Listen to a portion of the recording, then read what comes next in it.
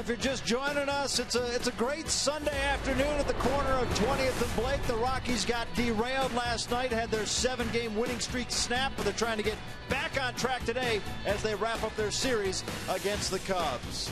Welcome inside. Tom Helmer alongside Tracy Ringlesby and George Frazier. Ryan Dempster will be on the hill for the Cubs today, and Coors Field has not been kind to him. Now, keep in mind, with a win today, he would even his career record at 104 and 104. Todd Helton has had some good success off him, including 3 home runs, and Helton talked earlier about facing Dempster.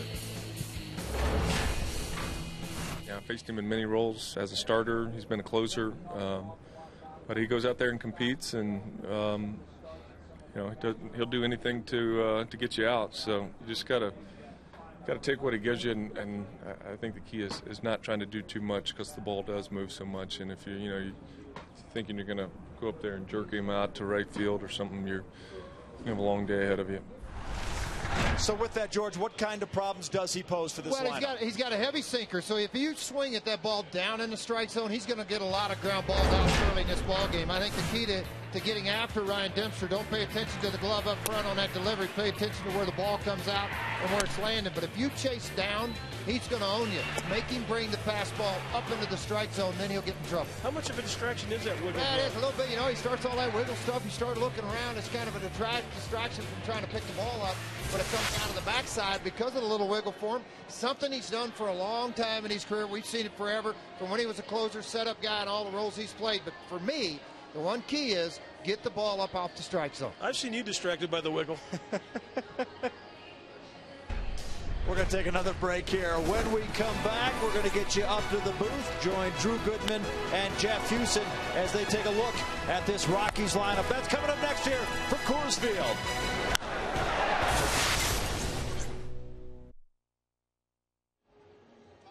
Yeah. Tracy? Yeah.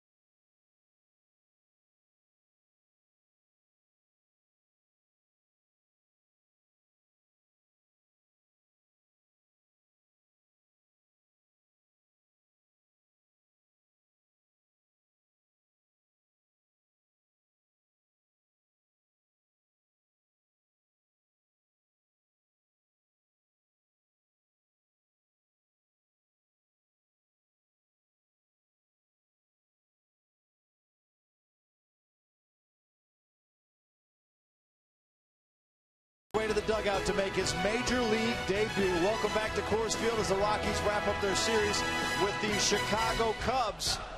Big day for Alan Johnson. Let's bring in Drew Goodman and Jeff Houston. And guys, hopefully this lineup will give him the run support that he needs. Well, the lineups produced a lot of runs last night, notwithstanding. Let's take a look at how they will line up against Ryan Dempster, a guy they've had some success with in the past, especially some of the veteran Rockies. It'll be Dexter Fowler, who's really off to a fine start up top. Jonathan Herrera brings in an 8-game hitting streak. Cargo last night off, back in there today, looking to warm up. Troy Tulowitzki's got a 7-game streak.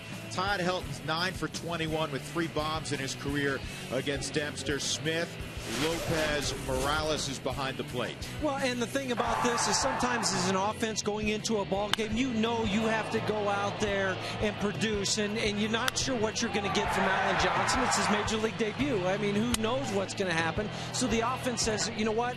We're going to try to help this kid out today and go out there and put up some runs against Dempster, who has not pitched well in his career against the Rockies. So it's one of those things that you know about it. You knew about it when you left the ball game last night.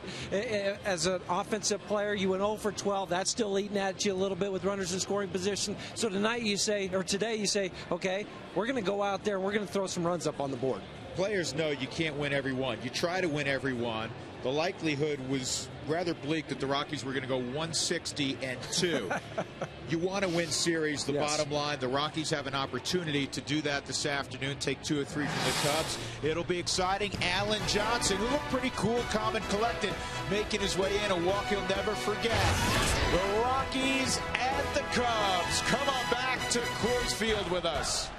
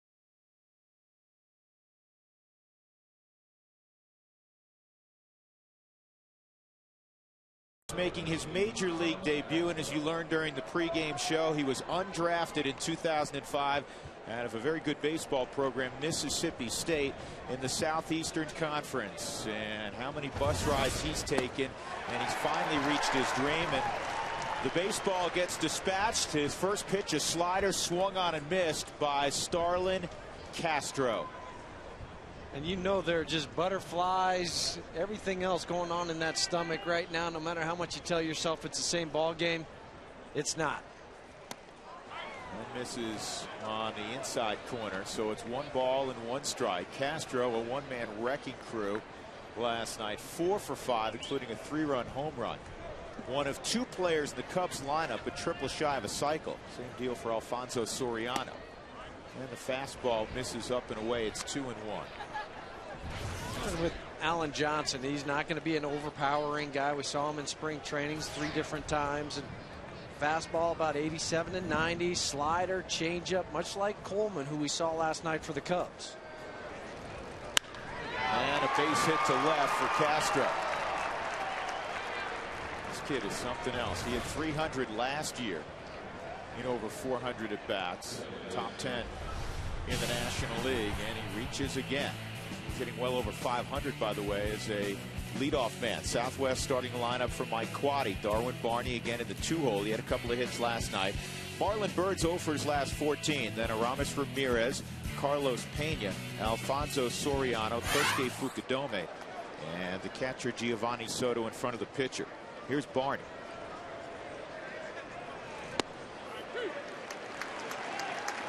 You know, I think sometimes, Huey, I think Matt Daly has this. He's the other undrafted player on the Rockies 40-man roster that when he finally arrives, you know what, I'm not going to be afraid. I'm not going to be overly nervous. I wasn't expected to get here. I worked my tail off to get here.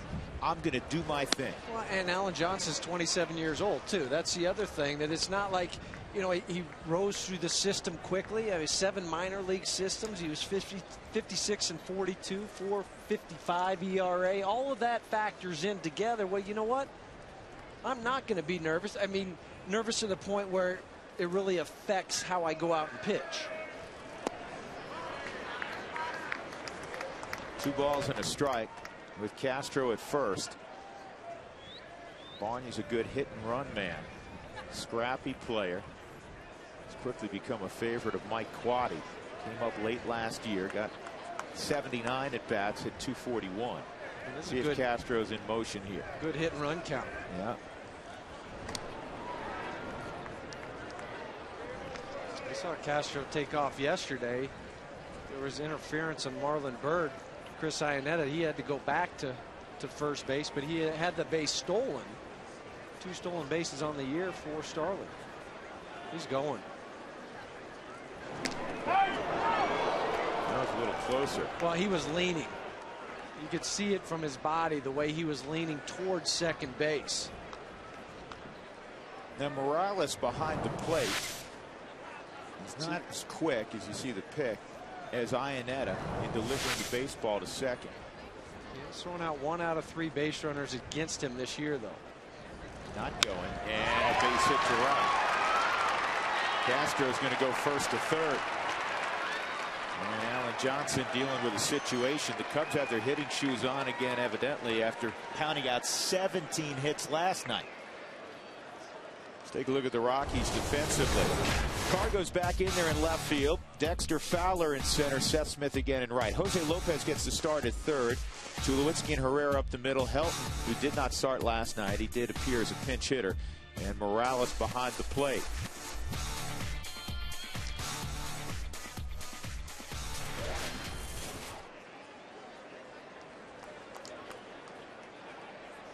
Now you have the struggling Marlon Byrd. He's not struggling that badly. He had a 9-game hitting streak coming in, but he's 0 for his last 14 at the plate.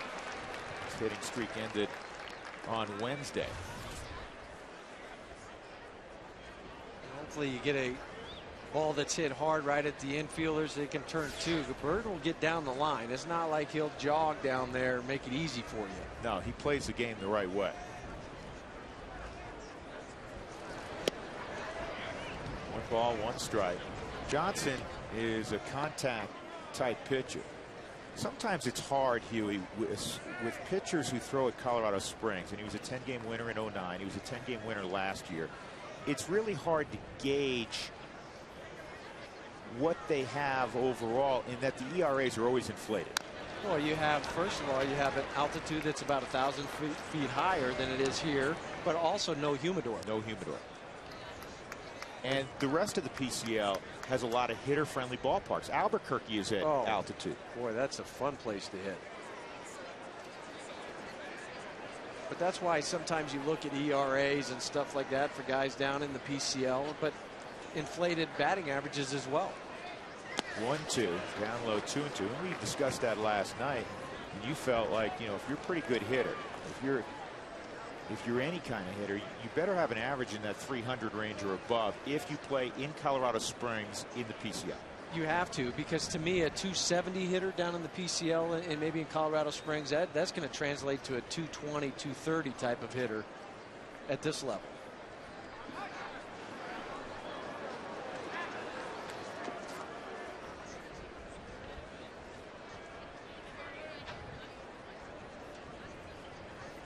Marlon Byrd at the plate. A leadoff single for Castro. Barney followed. Punches single to right. Nobody out.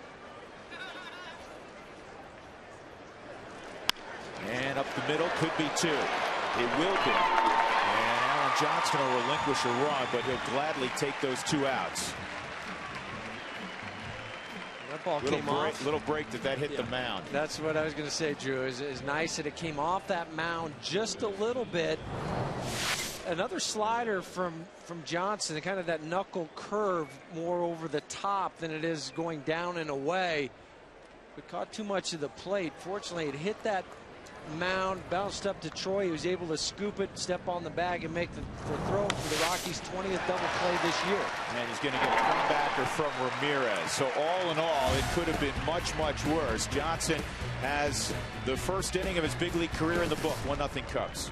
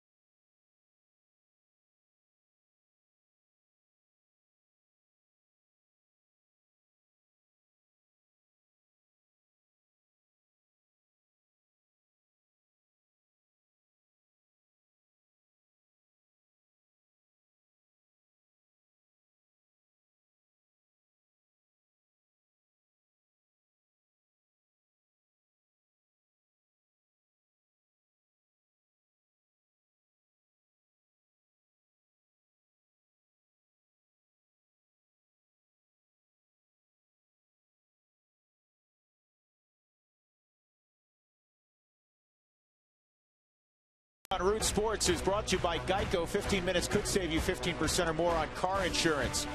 By the Ford Fusion with quality, power, and economy. We speak value. Ford Fusion, drive one. By Frost Brewed Coors Light, the world's most refreshing beer. By Wells Fargo. Wells Fargo customers, visit wellsfargo.com/Rockies for 2-for-1 club level seats. And by Southwest Airlines. New Rapid Rewards, unlimited reward seats, and no blackout dates. Cubs get a run in the first against Alan Johnson. But he can rest easy and go ahead and pitch his game. A couple of hits to begin. He got a double play ground ball that brought in the run. Then he got a comebacker to end the inning. First pitch from Ryan Dempster to Dexter Fowler's in there for a strike.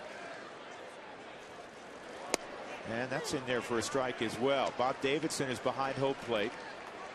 Colorado resident, longtime Colorado resident. Hunter Wendelstedt at first, Vic Carapazza at second, Jerry Meals is at third. Dempster brings in a 6.30 ERA into the ballgame. He did win his last outing. He's 1-2. He won down in Houston 5-4, went 6 1/3. Gave up 4 runs on 6 hits, a couple of home runs. He has more hits than innings pitched this year. Not typical of Ryan Dempster. It's all about control now at this point for Ryan. 14th major league season now. Broke in with Florida back in 1998. He's been an all-star twice in his career.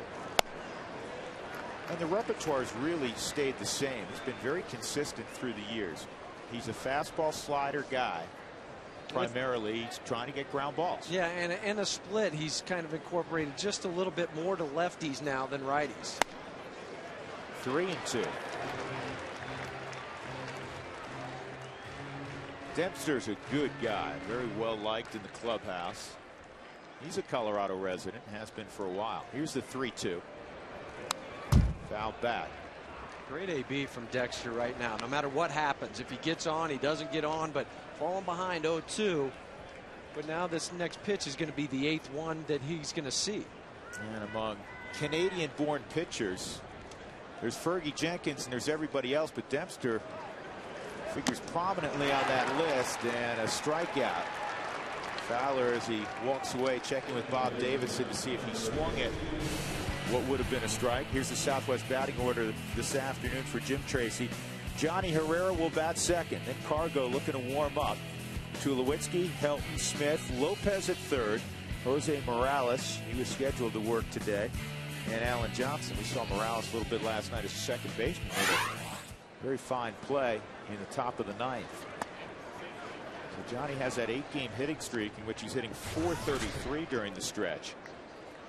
He squared up a couple of balls last night that he didn't get a hit on. One to deep right center and a rocket to second base that somehow Darwin Barney threw leather on and got an out.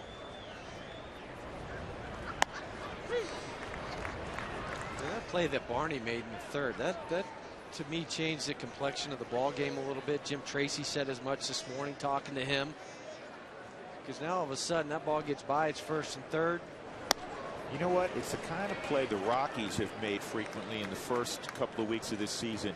They've made so many good plays defensively here. And sometimes it gets overshadowed by the offense, maybe of the other team, whatever it is. But defense is one of those constants that you can have. It changes the momentum of a game.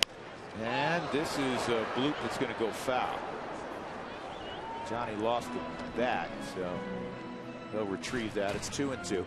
Here's the breakdown on Dempster.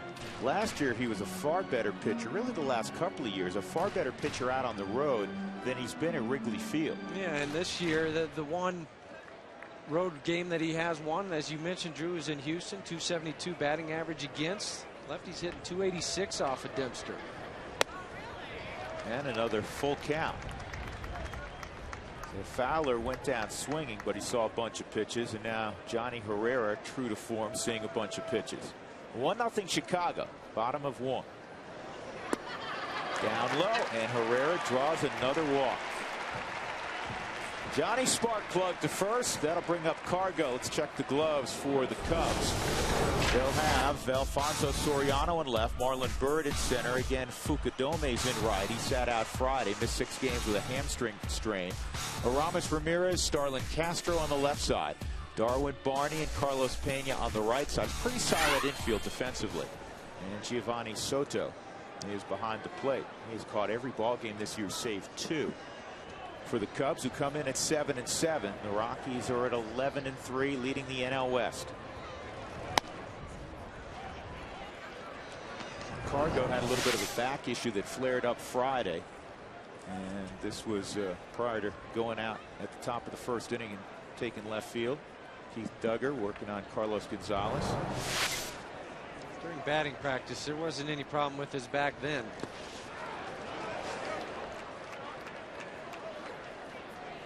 Get a little. Well, one of the things in talking to Carney Lansford about Carlos Gonzalez, talking to Dan O'Dowd about Carlos Gonzalez, he's just been a little bit anxious at the plate. You know, he reminds me of a little bit what's happened so far as Kung Fu Panda with the Giants. You know, they kind of start to expand that strike zone because you feel like you can hit every single ball, and that's just been Carlos's problem. Herrera started to go, and off-speed pitch is in there for a strike. He shut it down. That's a great analogy, Jeff. I think guys that have unusual ability, Cargo falls in that category, and so does Sandoval, and unbelievable hand-eye coordination. They think they can hit everything that's thrown up there. Vladimir Guerrero, another guy. They see it out of the hand. They think they can hit it. And a lot of times they can, but then there's also the times when you're in your 3 for 24s where you need to step back a little bit, be reminded, make him bring it into the zone. It's okay if you take it in a walk. There's nothing wrong with that. Because you got a pretty good guy hitting behind you. I'm seeing some pitches in this at bat. It's a 2-1 count.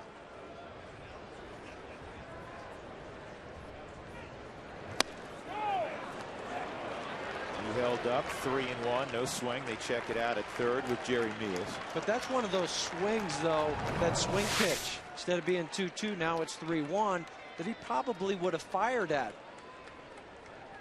a couple games ago. Overhead will give us a great look. No, he didn't go, and then he also held it over there for Jerry Meals to get a better look at it. 3-1. Here goes the runner, and it's a drop to left center field. Johnny Herrera can keep on going. He'll score easily. Carlos Gonzalez into second with a double. That's exactly what he needed. That's exactly what the Rockies needed to answer the top of the first for Alan Johnson. Boy, that was a good at-bat. It was 3-1, and then he stayed on the baseball because he knows that Dempster's not going to come inside to him. Wants to pitch him away. That ball's down and away, and he stayed through the baseball, head down, everything that you teach about guys trying to hit the ball the other way, and use that big gap over there for his third double this season. Johnny's able to score easily, but that was just a beautiful at-bat to see, you know, after getting the day off yesterday. Safe at second with the double. Carlos Gonzalez safe and secure. New York life. And here comes Tulowitzki with a 7-game hitting streak. Carney Lansford has to say, you know, that kid out there, he's really talented and he's very coachable also. Well, and sometimes we forget at times how young Carlos still is in relative baseball terms. 25. So you look at him saying, okay, every once in a while you just need, it's like a kid, you just need to remind him. That's all it is. Gentle reminders. The 1-0 in the air to center field.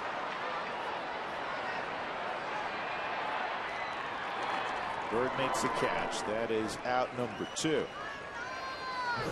Now, Jim Tracy has said this a bunch. We're dealing with human beings. We're not dealing with machines. And sometimes you may think Cargo and Tulowitzki are hitting machines, but they are first obviously human beings. Because they make it look so easy at times. And so at times you do forget about that. But there's that human element that plays into every single ball game.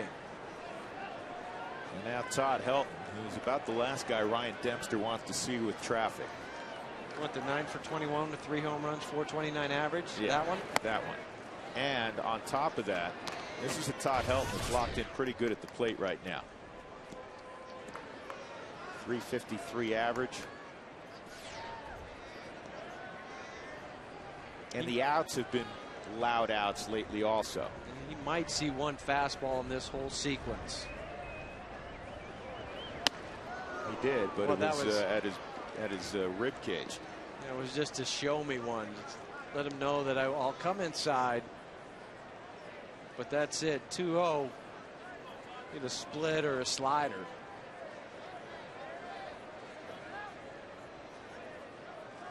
Ripped for a base hit. Cargo around third. And the throw by Fukudome to the plate is not in time. Helton burns Dempster again. And the Rockies lead it 2-1. And you're looking at me saying, why? I'm glad he threw a fastball. I really am, because that allowed Todd to drive the ball to right field. Now he's 10 for 22. I thought there was no way that he would challenge him with the fastball, especially in that location. Down and in a little bit. Dempster's kicking the mound after he throws it. Fukudome, strong arm out in right field, but the speed of Carlos able to slide in there. I would like to see him going feet first, not head first, but he reached back with that hand. But I'm still shaking my head thinking, you're going to let Todd Helton beat you with the numbers that he has against you? Yeah, you looked at me and your jaw dropped. You could not believe he got a pitch that was center cut. Helton probably couldn't believe it either. I was about to say, with Seth Smith on deck, and now we're going to get a visit from the pitching coach, Mark Riggins. Seth Smith with this lineup, when you're talking about Cargo and Tulowitzki, two of the game's best offensive players at the very top of the list, as we all know. Helton, the way he's swinging right now, that man right there in the middle of your screen is going to have an abundance of RBI situations, because they're going to pass on guys in front of him a lot of times to say, all right, pick your poison, we'll try to go at Smith. Well, how many times do you go into a ball game and say, okay, we're not going to let, if you're playing the Cardinals, you're not going to let maybe a Matt Holliday or an Albert Pujols beat you. It's the same way here. Okay, we're not going to let Carlos Gonzalez. We're not going to let Troy Tulowitzki beat us. Oh, wait. Okay, we're not going to let Todd beat us. So now it's up to guys like Seth Smith to go out there and drive the runs in. At some point, you got to pitch to somebody. Yeah. One more look at this pitch. And I'm still trying to figure out, was he going on the hip side fastball, try to bring it back into the middle part of the plate? But Todd squared that up right on the barrel of the bat. Smith stayed off it. It's 2-1.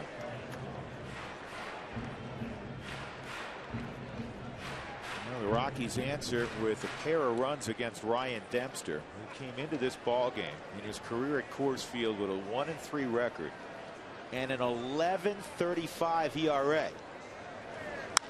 And this ball is hit to deep center field. Bird going back, and he can't get it. 2-run home run, Seth Smith.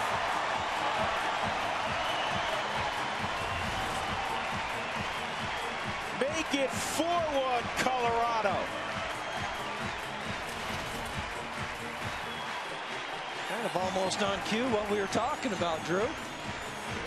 But again, like Carlos Gonzalez, he got himself. Carlos was a 3-1 count. This was a 2-1 count, and he stayed centered. He didn't try to pull it. The pitch was up and away from him. He stayed on it and drove it out to center field. This kind of reminds you of that Dempster start he had last year against the Cubs here. 5 earned runs in 4 innings. And Jose Lopez lines one to deep left. And Soriano gloves it. But the Rockies throw up a 4 spot in the first. Smith a 2-run shot. Gonzalez in the middle of it. Helton as well.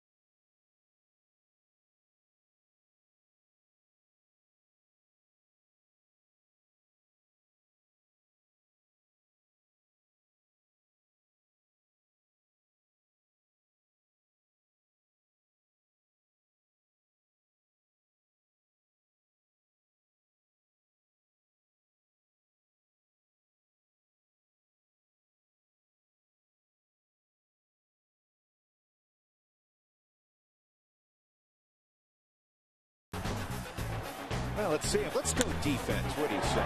Tulowitzki, he plays pretty good defense. That's a pretty good play on April the 11th. Takes another hit away. That from Daniel Murphy. That saved a run. Johnny Herrera, he can play defense. Look at this throw by Dexter Fowler. Alfonso Soriano, I'm going to test his arm. Bad idea. Perfect throw to Ian Stewart. Nice tag. These are our AmpGo clutch plays of the week. Brought to you by AmpGo AA. Beep beep. MCO. We're just a little tardy with the beep beep, but it's the first one of the year. That's right. So next Sunday we'll have it. Next Sunday you'll be right on the money. Because as I've always said, just as I said earlier about Carlos Gonzalez, you're coachable. That's why you lasted 10 years in a week in the big leagues. Quick learner. Carlos Pena with the shift on, and Alan Johnson misses ball 1. Well, Alan Johnson should be breathing just a little bit easier now. Get that first inning out of the way. Got the double play. His offense went out and gave him 4 runs.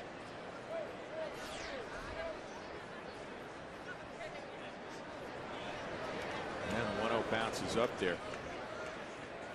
Every team wants to get off to a good start. Jim Tracy's club so far in 2011 Huey, they've outscored the opposition 18-4 in the opening frame. Is that any good? It's real good because it immediately puts the other team on the defensive, saying, oh, we've got to play catch up. It's an uphill battle against a good pitching staff. Right. And that's the other thing is, oh, we can't fall behind. And because, you know, on that backside of that bullpen, it's pretty much locked down. 3-0 on Pena.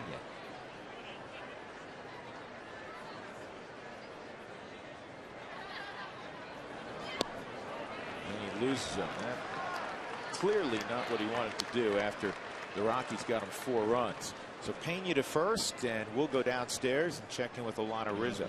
All right, guys, thanks very much. Troy Tulowitzki obviously in the lineup today. Now, he did get the 9th inning off last night, and Jim Tracy said that he wanted to take him out of the ball game today before the Giants came to town, and as you know, that doesn't sit really well with Troy Tulowitzki. He wants to play in every single game. He said, you know what, I'd rather take an inning off than a game off, and I asked him earlier today about the special relationship he has with his manager. I think we have that friendship almost to where he can ask me and get the truth from me. And another thing is I get paid a lot of money to sit here and play baseball, not watch it. And very few guys can actually tell their manager that they're ready to go, they want to play. But on the flip side, Jim Tracy does have the final call, guys, and they know that they have to get Troy Tulowitzki and Carlos Gonzalez days off to be able to make sure that they can maintain through the entire season. But Tulo really feels like he owes it to the fans. He said, you know what, I make a lot of money. I'm not getting paid to watch games. Of course, he's in the lineup, and he will be until somebody makes him come out kicking and screaming, guys. And as we all know, he could care less if he was doing this for free, because his approach would be the same, and he'd want to win with the same passion no matter what he was making. Something else that you probably are coming to realize about Troy Tulowitzki. Soriano's up there with a 1-1 count, swung on a miss. He is one of the most candid athletes I have ever been around. He does not give you player speak. He tells you, you know, sometimes he'll do it privately, but he tells you exactly what he thinks. It's kind of refreshing, isn't it? It's really old school in that regard. It may not be politically correct. There's the 1-2 foul back. That's okay. I mean, that's what you like to hear from your superstars sometimes, how he feels. He wears his emotion on his sleeve. And you know what? He has that same candor with his teammates. And that's why he's a leader. Your best player is able to lead by example, but also by getting on some guys occasionally. That's how you have to do it.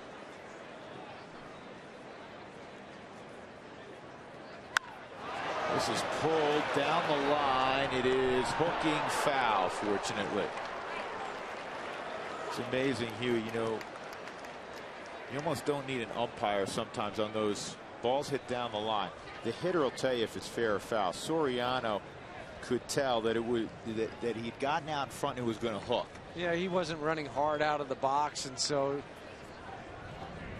I always sometimes our view might get blocked or whatever happens down the line. You see it, you just start to follow the hitter, and they'll usually break it down and not even run hard, because just as you mentioned, you say no, it's gonna hook.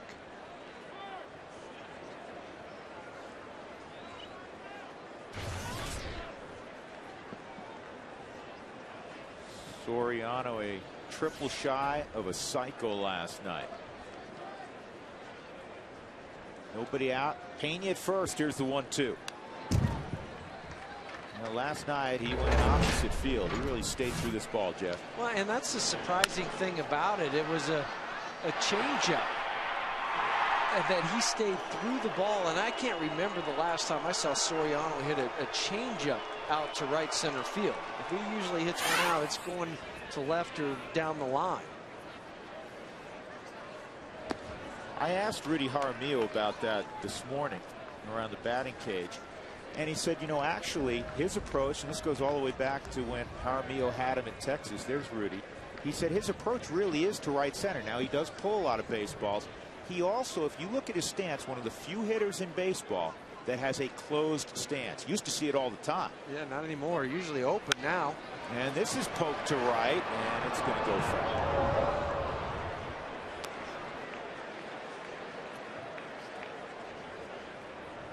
Advance. get your tickets to see the Rockies for the first time face the San Francisco Giants. That's Monday, Tuesday, Wednesday, the 18th, 19th, and 20th. It would be a good series. Tomorrow you get Tim Lincecum. Tuesday, Jonathan Sanchez, and Wednesday's a day game. You'll get Matt Cain. Still tickets available, so come out and see that. And talking about series already, you're also going to see Ubaldo on Tuesday. So there's plenty of tickets, but what a series that's going to be early in April. That's going to be a lot of fun the next 3 days.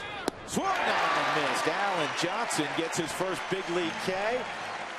Pretty good guy to get, the 7-time All-Star Alfonso Soriano for the first out in the second. Yeah, better break on this curveball. Soriano hit the curveball just foul just a moment ago, but then that one stayed down and away from Soriano. Really like it from that ultimo, the way you can see Alan Johnson's finger pressed up onto that seam, almost like a knuckle curve. Mike Mussina used to throw one of those.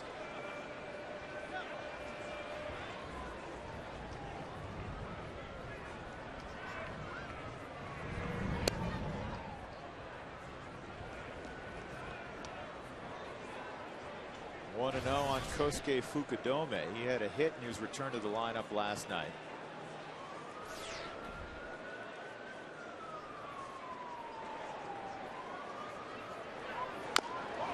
Ouch.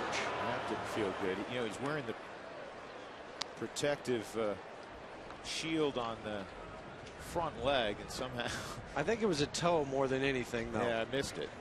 And that's a big shield. That thing takes up. It's one of the bigger ones I've ever seen. You know what it looks like? It looks like a hockey shin guard. Yeah. Kosuke saying to myself, wait a second. I basically have catcher's gear on. How did it miss? Caught right at the bottom of it. That is, I've never seen a leg guard that big.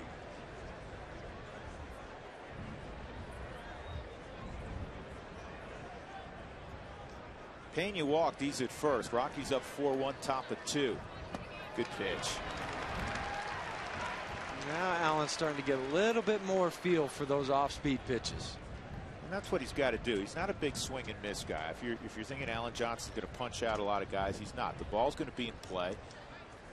Yeah, last year at Colorado Springs in 141 innings only had 100 strikeouts. This kicks away from Morales. Pena moves up on the dirt ball.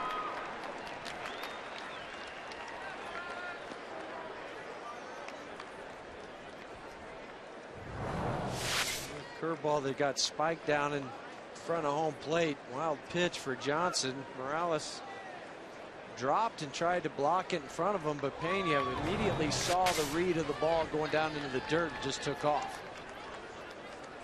Smart base running from Carlos Pena.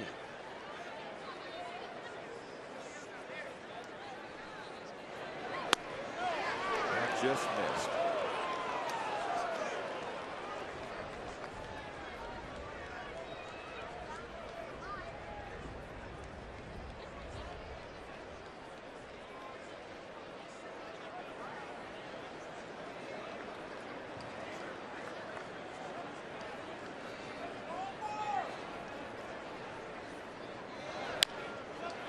This could be a tough play. Johnson gets over there and Helton with those good and quick hands. We often talk about his football quarterbacking days helping him in that regard. Huey, you played some first base, and I don't think we're just mentioning that. I think it really does help him on that play. It does, and think back the other day, he had a shovel pass backhand over there. This time he kind of got it and a shorter throw to Johnson.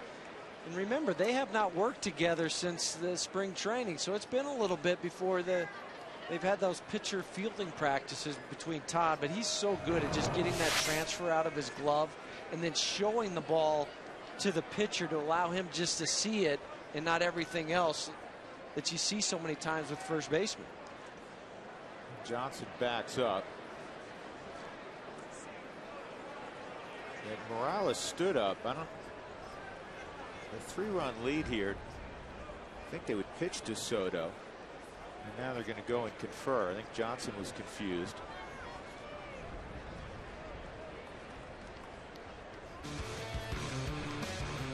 Rockies Weekly comes your way with Jim Tracy today, right after the ball game. Also, get to check out some of the new eateries at Coors Field. It's in there for a strike. And today is the one-year anniversary of Ubaldo's no-hitter last year in Atlanta, Georgia.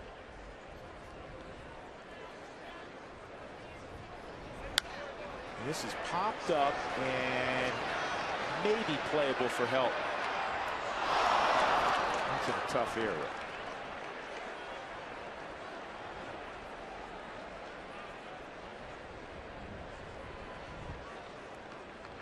Todd was also playing over more a little bit to the pull side with Soto. He's running and running, thinking he's going to run out of room, but that wind just kept blowing the ball away from him. It's quartering from the left field foul pole more over towards the right field line.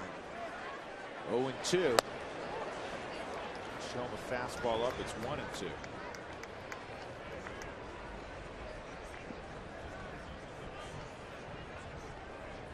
Is that a grimace? I don't think so.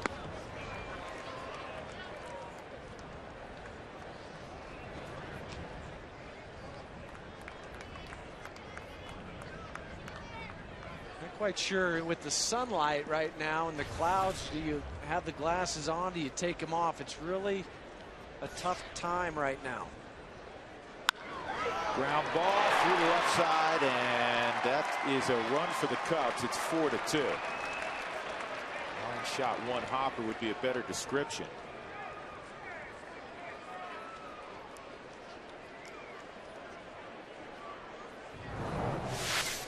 Well, this is almost identical to the ball that Starlin Castro hit.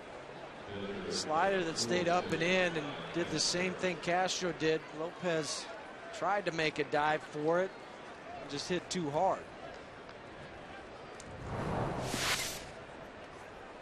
So Ryan Dempster will come up.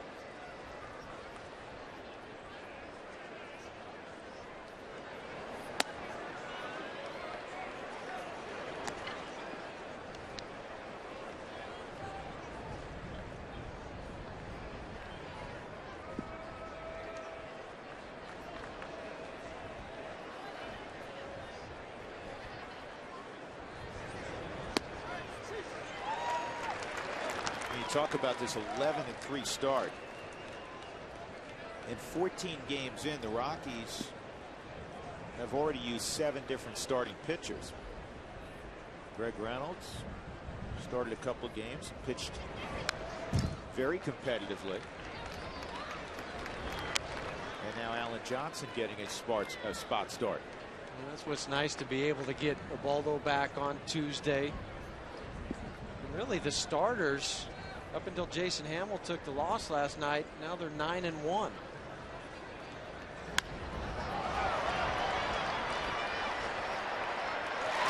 That'll put the inning down, but a leadoff walk to Carlos Pena on 4 pitches ends up hurting Alan Johnson. It's 4-2.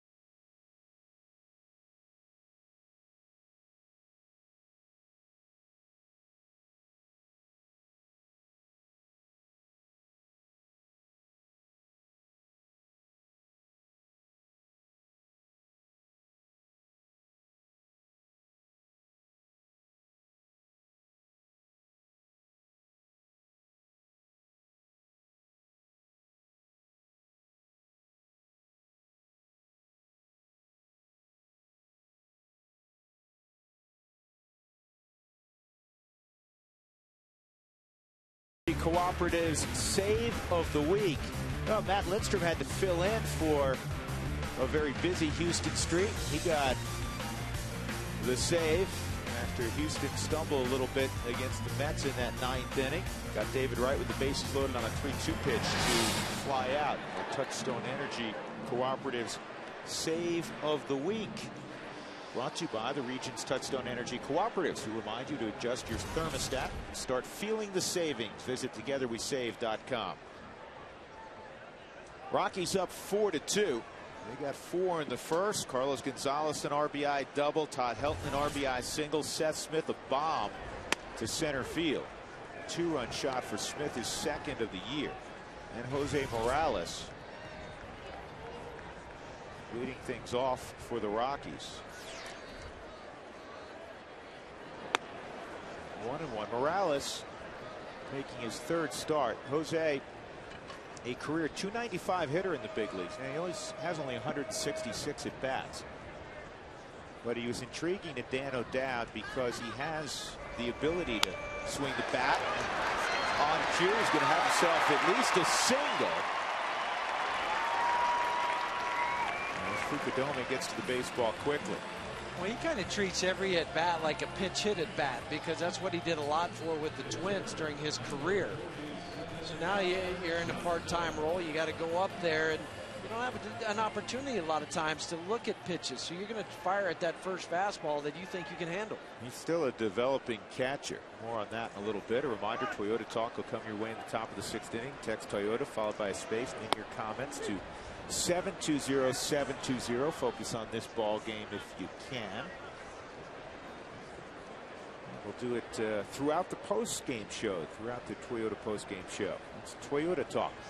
Alan Johnson will try to get a bunt down.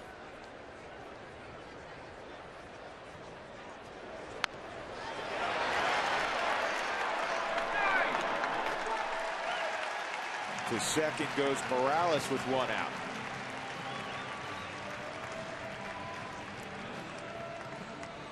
The Rockies score 7 or more today. Good news for you. You go to Taco Bell tomorrow. And between 4 and 6, you get your Rockies Tacos Special. Feed your Rockies fever only at Taco Bell.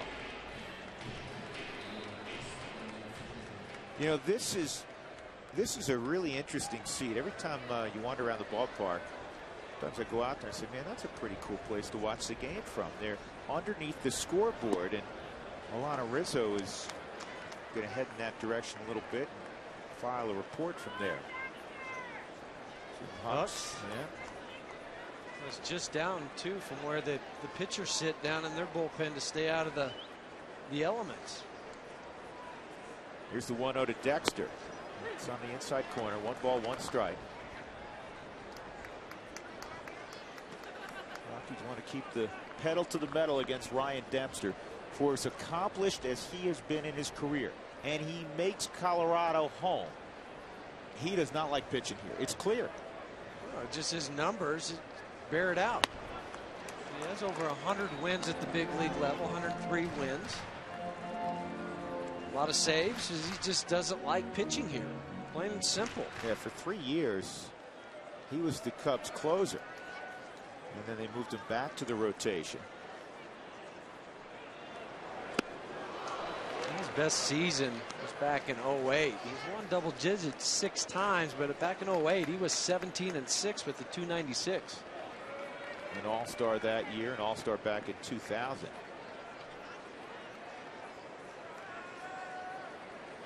Two and 2. 3 and 2. Second time Dexter has reached a 3-2 count. Wells Fargo customers get your 2-for-1 Rockies tickets today by going to wellsfargo.com/Rockies. And see a Wells Fargo banker for details. Wells Fargo Bank, member FDIC. 1 out in the second. Next pitch for Dempster will be his 40th. We got Dexter last time up with the fastball up. Maybe they're going to go more of a changeup pitch here. Splitter. And he missed with it. He tried to get under his hands with that slider, Hewitt. It just left it up and in too much. Dexter was able to lay off it. Take a look at our Geico quote of the day. Mike Quade moving around in an uncomfortable way in that Cubs dugout. Hey, Yogi Berra, that might have been the best game you ever pitched to Don Larson after his perfect game in the World Series in 1956. Well, if he had one better, I'd like to see it. yeah.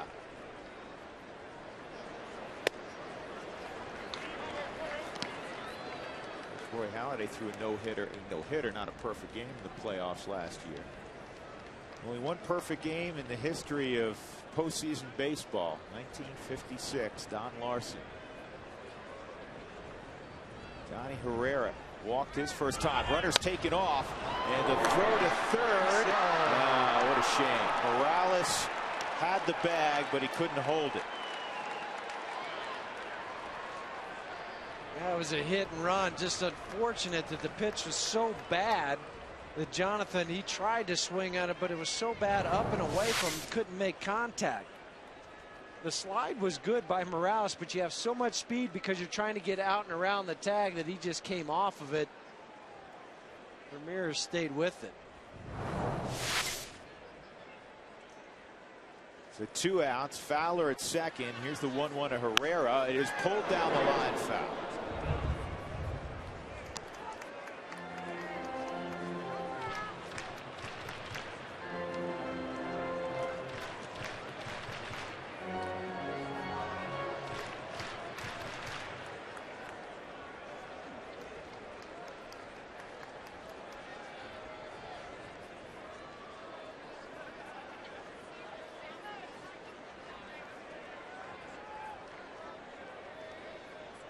Strike 3. He dropped a splitter on Johnny Herrera, and it caught the inside corner. Well, the Rockies had a little bit of traffic in the second, couldn't convert it to a run. They do lead 4-2 as we go to the third.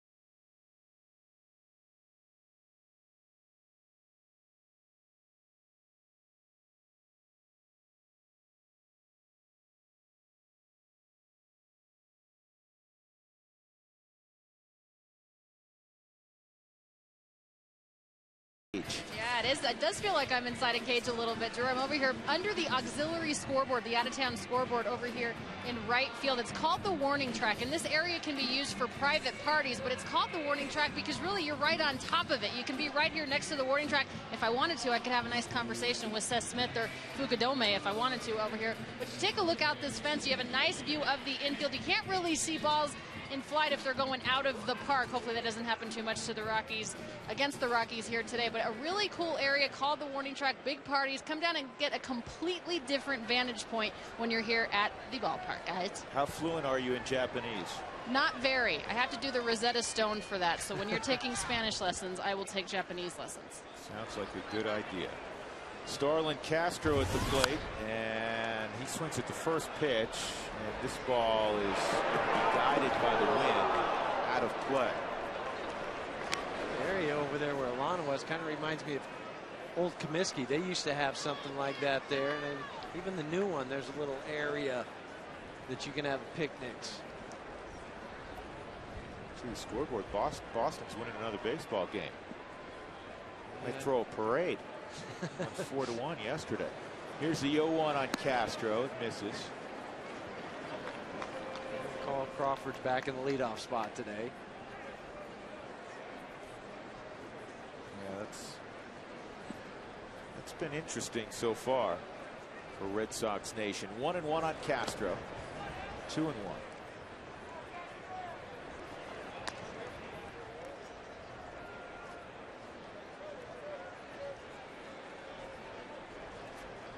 Rudy Jaramillo was saying before the ball game that Castro does an amazing job getting to that ball down and in. That's the ball he hit out. 96-mile-an-hour fastball against Felipe Paulino. Just the plate coverage for me, being able to hit that ball down in, like you say, the one away from him, up and away, sliders. The plate coverage that he has for such a young player is really phenomenal. And another leadoff walk. Johnson can't do that. He's been staked to a lead. In back-to-back innings, he's walked the leadoff guy. Especially with that middle part of the lineup coming up for the Cubs. They're going to beat you. Let them beat you swinging the bat. AT&T trivia question. Besides Ubaldo Jimenez, name the other 3 Dominican-born pitchers to throw a no-hitter.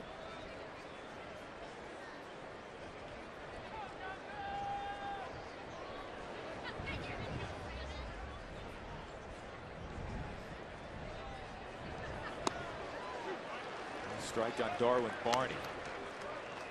Well, there's the manual scoreboard. We've taken you in there in years past. I'm sure we'll do it again this year.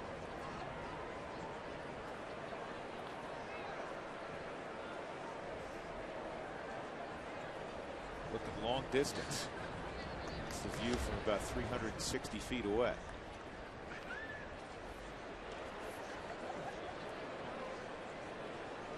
What if, one team, a bunch of teams all get 7 runs? Do they have enough 7s down there? You wonder? Not if everyone, not if every team, I don't think. Barney with a base hit, his second of the ball game. And again, the Cubs have something cooking.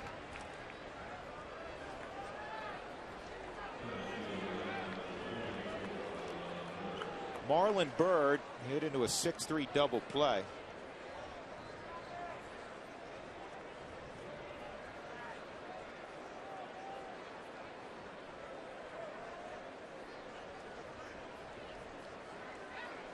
Maybe he'll hit into another one here. Allen needs to start working back ahead in the count, getting that ball down into the zone, though. Yeah, I think in a perfect world for Jim Tracy, he would hope that Johnson could get him 5 innings a couple times through the lineup and depart with the Rockies in front or even. That's a strike. Yeah, and that's why he's given Matt Belisle an extra day, because he'll probably be that guy that Jim would go to if they do have the lead. Yeah, maybe even after 4 innings. Yeah, they don't have a designated long haul guy. Typically, there's a guy down there that you have who can eat up, 2+, 3 innings, that sort of thing. The Rockies, just the way things fell at the end of spring training, had a lot of guys that typically you want in there for 1 inning. Well, and then the other thing, too, is Franklin Morales threw an inning and 2/3 yesterday. So if there was going to be a guy that would maybe come in the 3rd inning, but he was used up yesterday. So it is up to Alan Johnson to go out there and at least give you 5. Slowly hit foul. Windshield damage call Safelite Auto Glass. The number is 303-287-5000. Online at safelite.com. We're looking at you.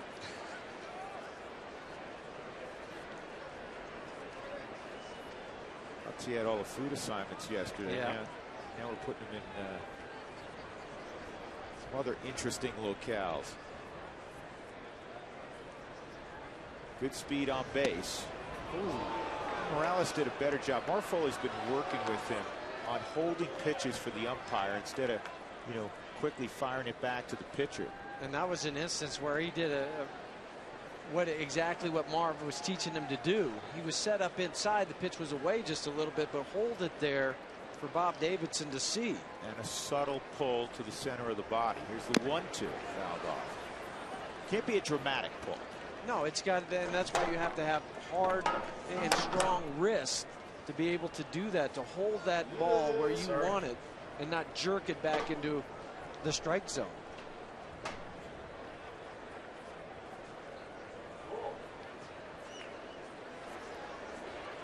There's a couple sevens for you. Yeah. Seattle's in a game. Shocking. They haven't been in many. 1-2 on Marlon Byrd.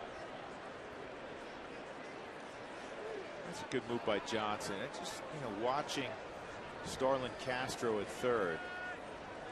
Extended the lead a little bit. Sometimes things don't work out. I want to go back to that hit and run that Jim Tracy called. Didn't work out because of the overslide by Morales and a very bad pitch. Herrera had no chance of contacting, but I love the call. I do too. Yeah, put him in motion. He did it last night with Johnny. He's the one guy that he has confidence will make contact. The pitch was just so bad there was nothing he could do, though. Sometimes you're able to throw your bat at it, but it was up and away from him. You gamble, you lose sometimes. But the Rockies, with all that offensive talent, they will not be passive in 2011. They're going to be aggressive. 1-2 again.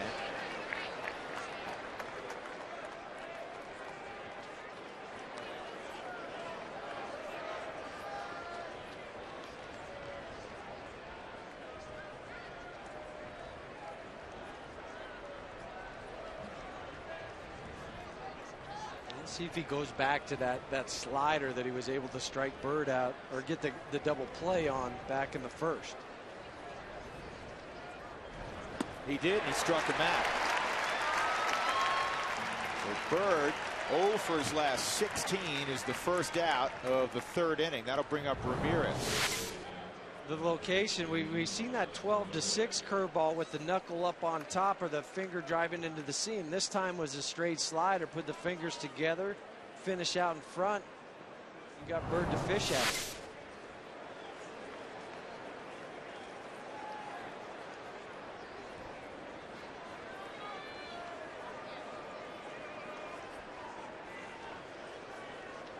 With Ramirez up, doesn't run like Bird, so as an infielder you can move back a couple steps now, give yourself a little bit more range even for a double play ball.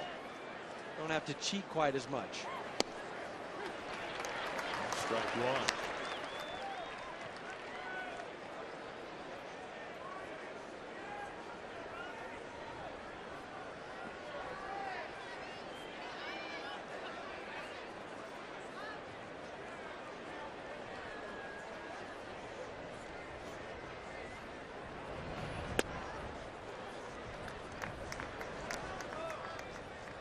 Continuing what Marv was talking about with Morales, he was telling me earlier today that he's got middle infield instincts because that's where he played most of his career, and now he's been converted to behind the plate.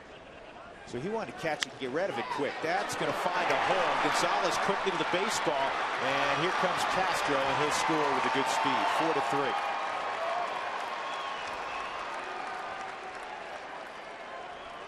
Anybody else on the Cubs, maybe other than Starlin Castro, and I think Cargo may have a play on it. 8th RBI for Ramirez. Yeah, slider to Ramirez, and he goes down and gets it. Notice how he tilts that upper half to try to get that ball, and he hit it in the hole. I think Carlos had a little bit of trouble getting it out of his glove, and when he did, he realized, you know what, I can't get Castro. I'm not going to risk making a throw here that I might sail it and put a couple other guys in the scoring position. We still have the double play in order. We're still up by 1 run. Let me just keep it there instead of making a mistake.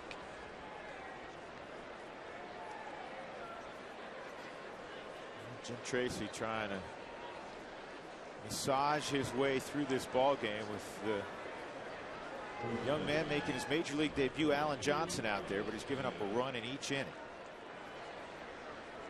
Looking to save energy and money, aren't we all? Find out how the little changes add up at togetherwesave.com, your local Touchstone Energy cooperative, delivering reliable power, energy saving tools, and more. That leadoff walk again, just like last inning, came back to haunt you.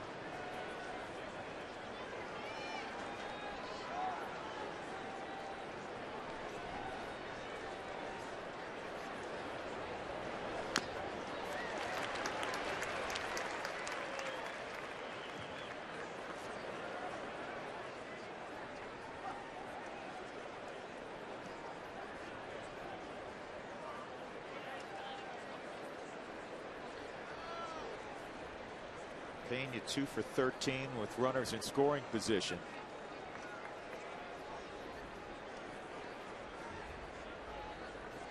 We can get a ground ball. Pena would be a candidate if he can get one on the ground for a double play. We hit into one last night back in the 6th inning. The one Johnny was shifted over into the hole a little bit more, able to feed Troy, get the double play.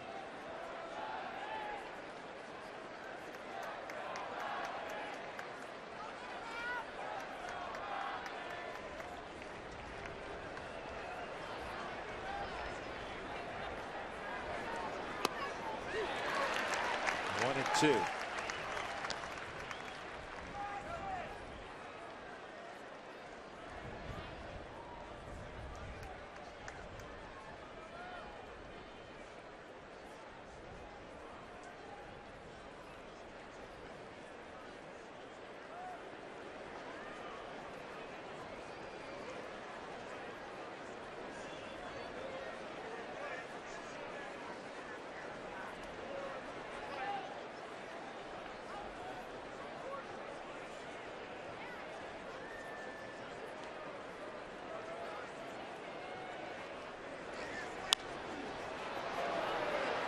This is going to land foul.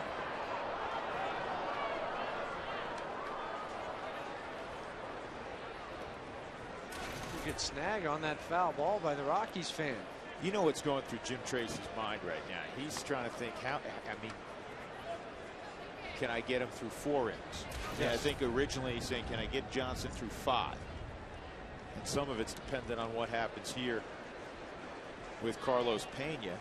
Still just 1 out, a run in, 2 runners on. A run in the first for the Cubs, a run in the second, a 2-out knock for Soto drove it in. But the problem that you have too is you got the Giants coming in for 3 games, so you have to make sure that you try to win this ball game, but also don't just blow out your bullpen with that series coming up. So that's the fine line that Jim's walking. Yeah, the Rockies may after this game have to make a roster move to get some help. Right, just to get that one, but just even for 1 game, because Inabaldo's coming back on Tuesday. To third, could be 2. Nice pickup by Lopez. Herrera, high throw, and Helton fires to the plate, not in time, and this ball game's tied. Johnny Herrera had to come across the bag, and his throw was a little bit high, and Johnny will be ticketed for an error, allowing that runner Barney to score, and it's 4-4. Jose Lopez was moved over into that hole between short and third. He's able to get it, throws it to Johnny, which is fine, and then Johnny having to come across the bag, just threw it too high. Plain and simple, he was running a long ways and had to throw off that back foot. And those are the ones that you're taught a lot of times, is go ahead and throw it down, especially with a guy like Todd over there, because he'll pick it and he'll keep it from going into the dugout. Rockies had a 4-1 lead. That's all gone. It's 4-4. 4 runs, 5 hits for the Cubs. The dangerous Alfonso Soriano's at the plate. He struck out swinging his first time on a slider.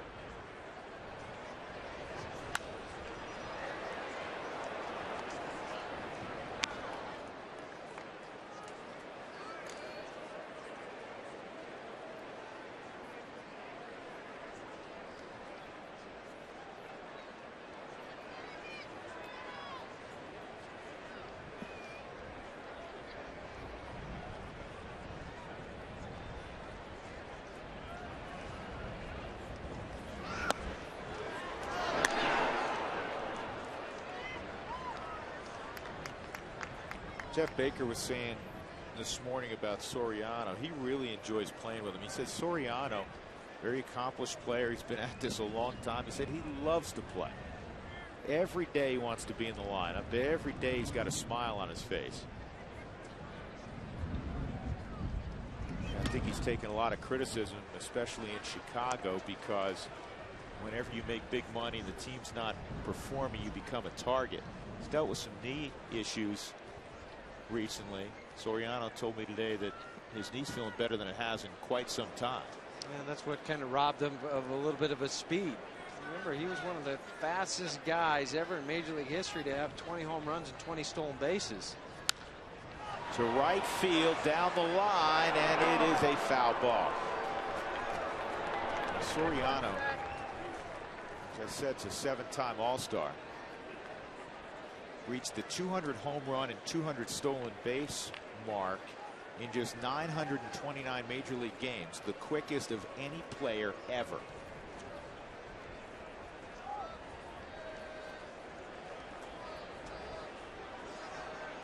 He's at 20 home runs at least in 9 straight seasons.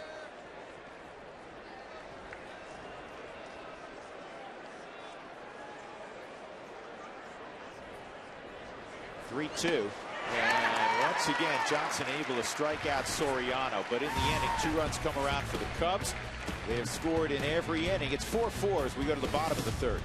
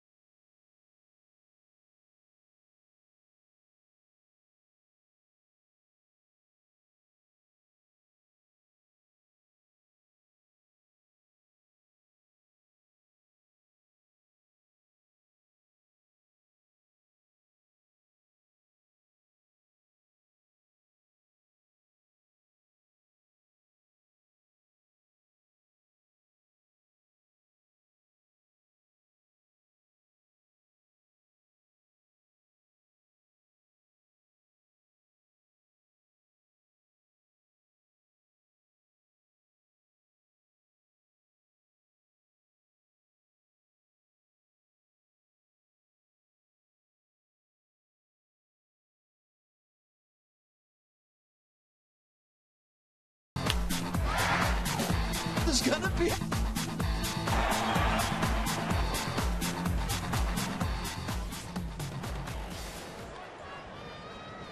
Well, there's been a lot of offense so far in this game. 4-4 as the Rockies begin the bottom of the 3rd. Carlos Gonzalez at the plate. Drew Goodman, Jeff Houston, Alana Rizzo on a Sunday afternoon. Pretty Sunday at the ballpark. That's an off-speed pitch that drops in on the outside corner. 1-1. Bob Apodaca visiting with Jose Morales.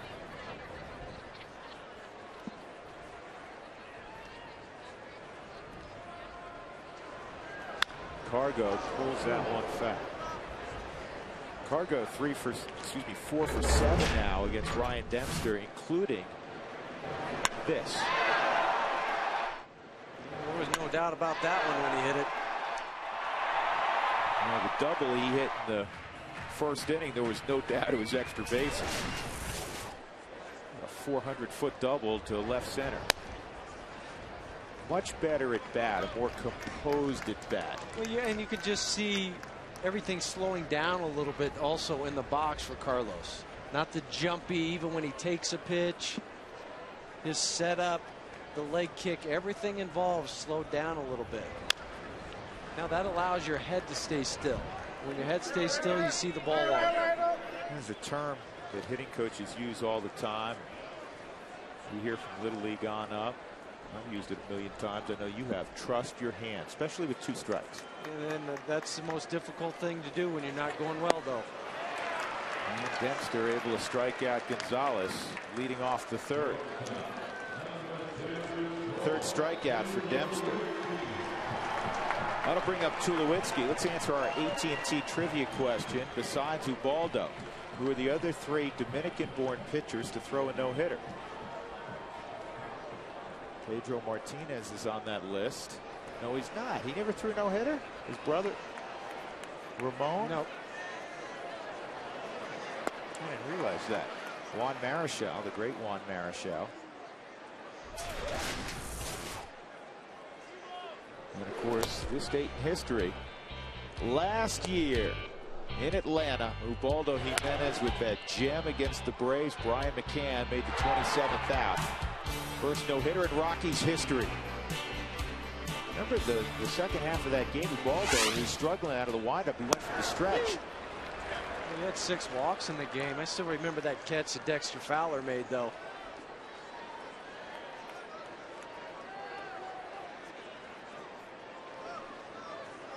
Dexter laying out in left center field.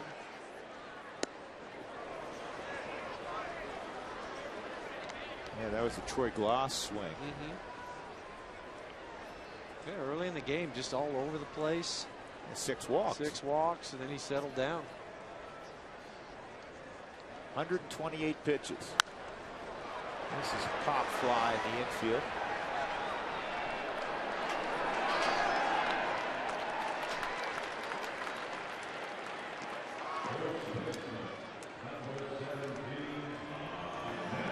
Two outs, nobody on. Helton coming up. He ripped an RBI single to right. In the first inning, a 4-run first for the Rockies. Colorado threatened again in the second.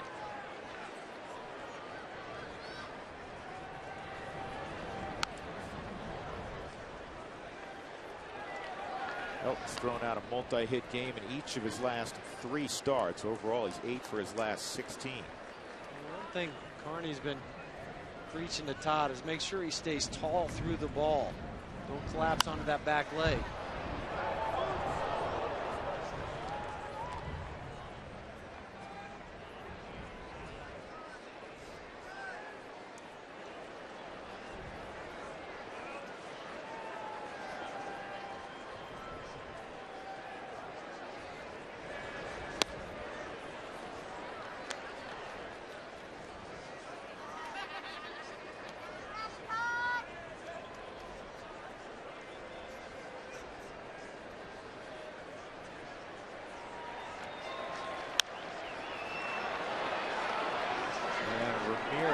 Going to have a play.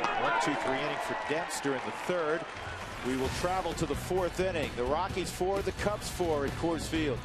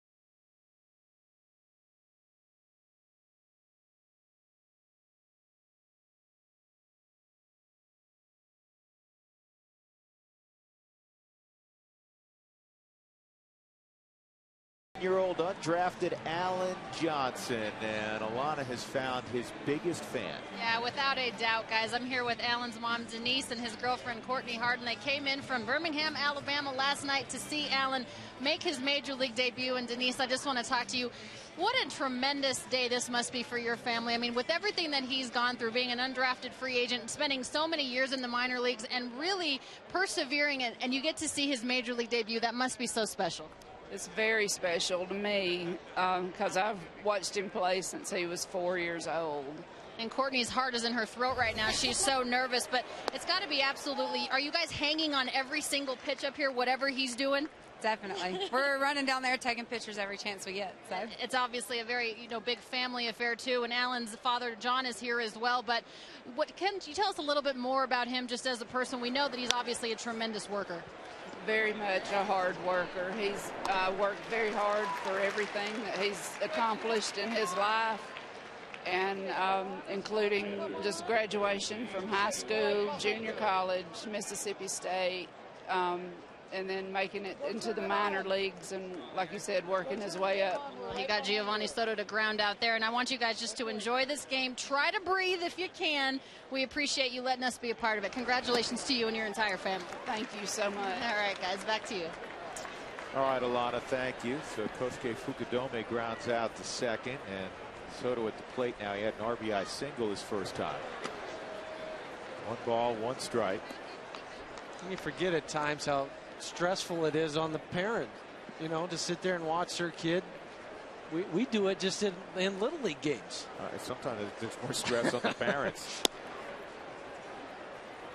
And I find it that way. When I was playing, I remember my mom used to always say, "Oh, he gets so." Mom, I'm fine. Don't worry about it. But that's because I was in control. Sure. 2-2. That's a souvenir for Dan O'Dowd. Looked like it was headed toward Dan's suite. People ask us quite frequently, how many balls do you get up there in the booth? We've had 2 in 10 years. But that one came in on our level, just over about 20 feet. I remember you almost broke my foot a couple years ago getting out of the way of a ball, and you came over and stepped on my foot. That was one of the 2 times. Well, never mind. Yeah. You still have the knot in the back of your head from ducking under the table. And Alan Johnson loses Soto. That'll bring up Dempster. 3 walks allowed and 5 hits allowed by Alan Johnson. Here's the foul ball, and Sam was right on that one. We don't know if it was fielded.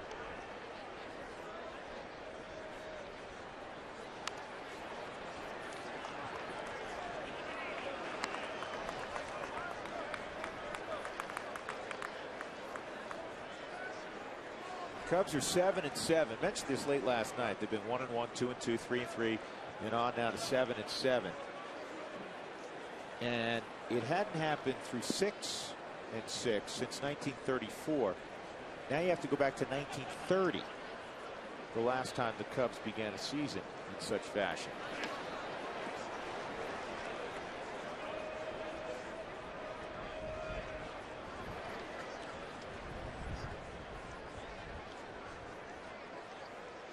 Johnson's due up 4th next inning. The only reason I bring that up is it'll be the 3rd time through for the top of the order next inning. Assuming Allen can navigate his way through this situation. There's only 1 out. Dempster trying to give himself up. And I think if it comes to it and there's an opportunity to tack on a couple runs for Jim Tracy, he might go to the bench and use it that way to try to get that lead.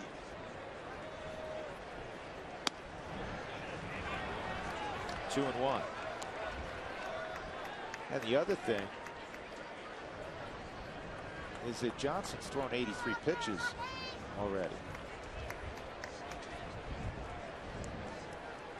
Yeah, the rule down in the minor leagues for minor league starters is the first 3 times out, you're throwing 80 pitches. And then you can advance up from there. So Max, he's probably going to be able to throw 100. Helton fields it, 3 unassisted. You know, I had a question on Twitter a little while ago that I'll answer. A lot of folks score in the ballpark, score at home, just like you and I do up here, Jeff. And they want to know how you scored that Pena fielder's choice, in which it was grounded to Lopez, throw to Herrera for a force out, and then on to Helton, and the throw was high, and a run came around. It's for Pena, it's a fielder's choice, 5-4, no RBI, and Barney was allowed to score on the error by Herrera, so it's an E4. Yeah, so only 1 earned run that inning. So right. 2 runs scored, only 1 was earned.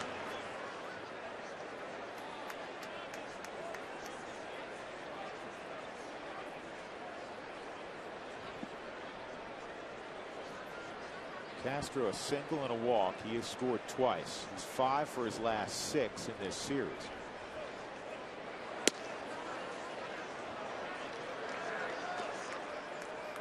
Now Barney's on deck. Now Belisle's starting to get loose. Barney's on deck. He's 2 for 2.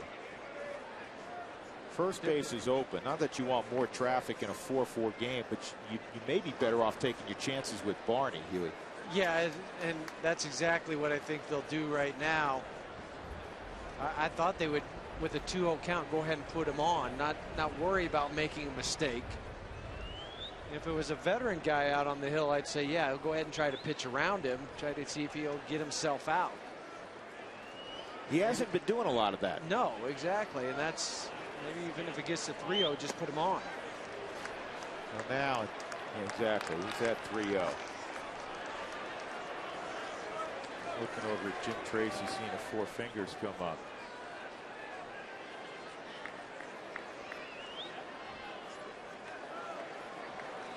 And there's no question that he's got the green light here. Oh, sure. So you can't throw him a cookie. Yeah, not many times you trust a 21-year-old on a 3-0 count, but he is a guy. Here it is, down the line, and it's going to score the go-ahead run. Past the diving Jose Lopez. Castro is going to have himself double.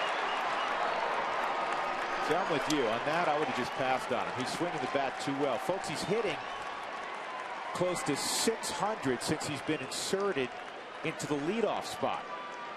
And he's now 6 for his last 7 in this series. And the other thing, too, is all 3 walks that Johnson has had have come back to score. 3-0 slider that just didn't do anything. That looked like more of a fastball. Hit it by Lopez, tried to dive for it, at least knock it down to keep that run from scoring.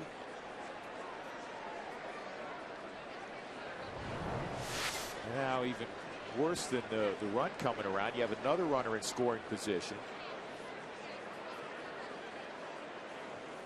With Barney at the plate, who's hit the ball hard twice. Pretty good numbers the last 4 for Starlin Castro. If your windshield has issues, call Safelite Auto Glass at 303-287-5000, online at safelite.com.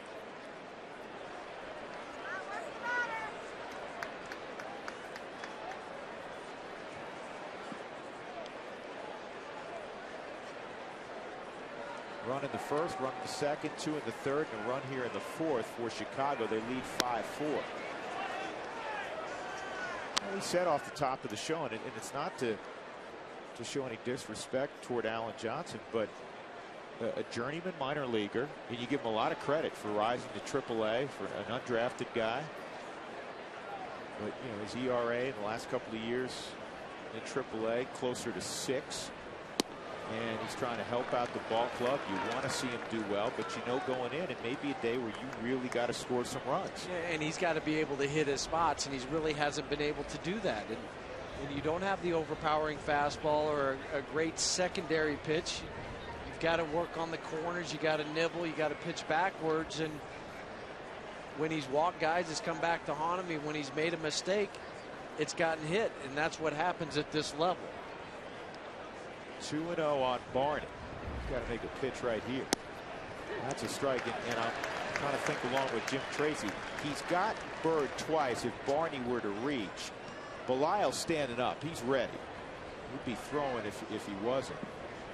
Do you allow, if Barney were to reach, do you go make the move now? Yes, I do. I would think you would. Yeah, you go to Belisle.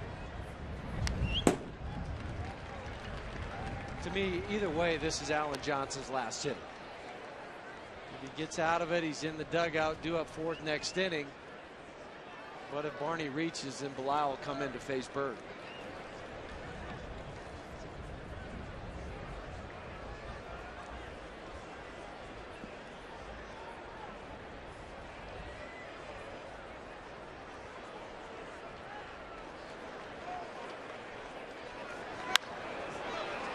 This is going to hopefully stay in play. Helton and Herrera.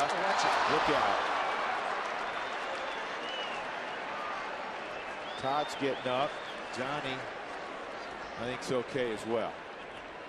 The outs recorded. Another run for the Cubs. They lead 5-4, middle of 4.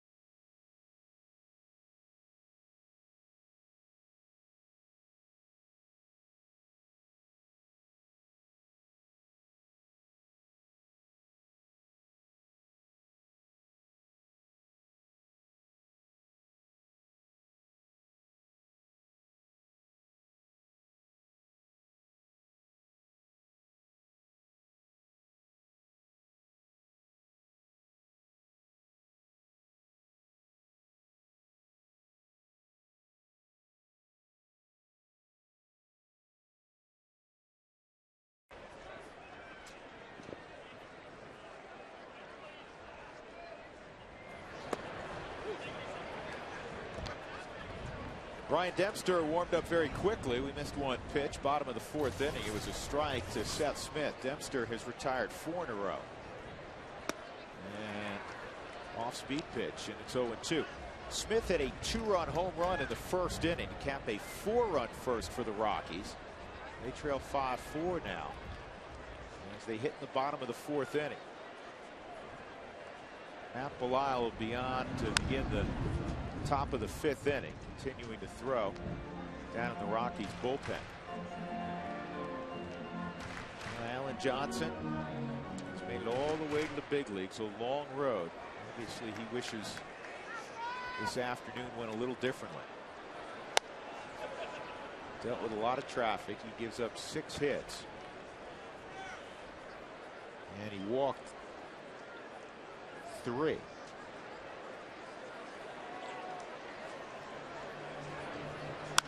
And a line drive to left down the line. Smith in a second with a double. Boy, good piece of hitting there, Jeff. Behind in the count, 1-2. He's got 7 doubles. Yeah, and he just stayed on that pitch. We saw the one he hit out to center field a moment ago, and this one was a fastball that was up and away from him. And we've seen Todd Helton drive that ball so many times by keeping those hands above the baseball and letting the barrel come through it. That's exactly what he did. Now here's the McDonald's Big Mac Smack. Came his first time up. He hit it out to center field in any ballpark. It's Big Mac smack. Text Nick D to 720-720 and get a free Egg McMuffin or Big Mac with the purchase of any drink. Valid at participating Colorado, Nebraska, and Wyoming McDonald's.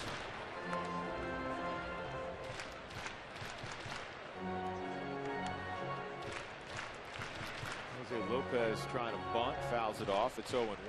But I like the thought process behind that, because you know, in 2 spots down, it's this pitcher spot, but that's going to be a pinch hit spot. So try to get that guy over to third base. You've been struggling some. Try it that way. And Lopez out in front, 0-2. He hit the ball hard his first time up, a line shot to deep left. Now, would that come from, as Lopez walked by, Jim Tracy reminding him, or maybe calling him over in the on-deck circle saying, hey, this isn't a bad play here, because when we get to the ninth place hitter, it's not going to be Alan Johnson. Right, and take a peek at Ramirez, see where he's playing. That's the thing, or maybe a Tommy Reynolds, the bench coach, going over there, and Jim might be talking to Bob Apodaca, but Tommy Reynolds say, hey, think about trying to lay down a bunt here. What are you seeing from Lopez as he struggles right now? Well, I saw that his bat was starting to get a little bit too wrapped behind his head, and that creates a longer swing. Now it's more trying to get it more straight, upright.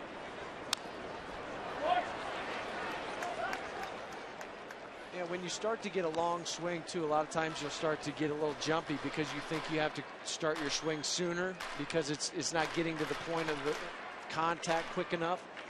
So when you do that, then the hips will start to slide that way too much, and that's when you lose everything in your swing. 1-2.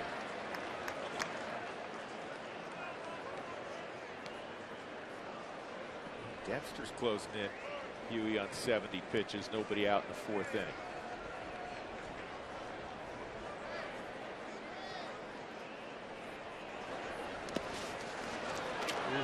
Good decision by Smith. That was a great decision, but he was ready to go if that ball got a little bit further away from Soto, or he peeked or tried to figure out where it went. That's a nice look. Seth takes a couple steps and realizes that Soto saw where it was going to be, and don't risk making that first out at third base. Smith's been out there a while. See if he's picked up the sequence in terms of the series of signs that Soto is flashing to Dempster. After that many pitches, you should be able to. A lot of times it's the second sign, or it could be the first sign after 2. If he doesn't like it and he shakes off, typically it's the first sign, then he'll flash.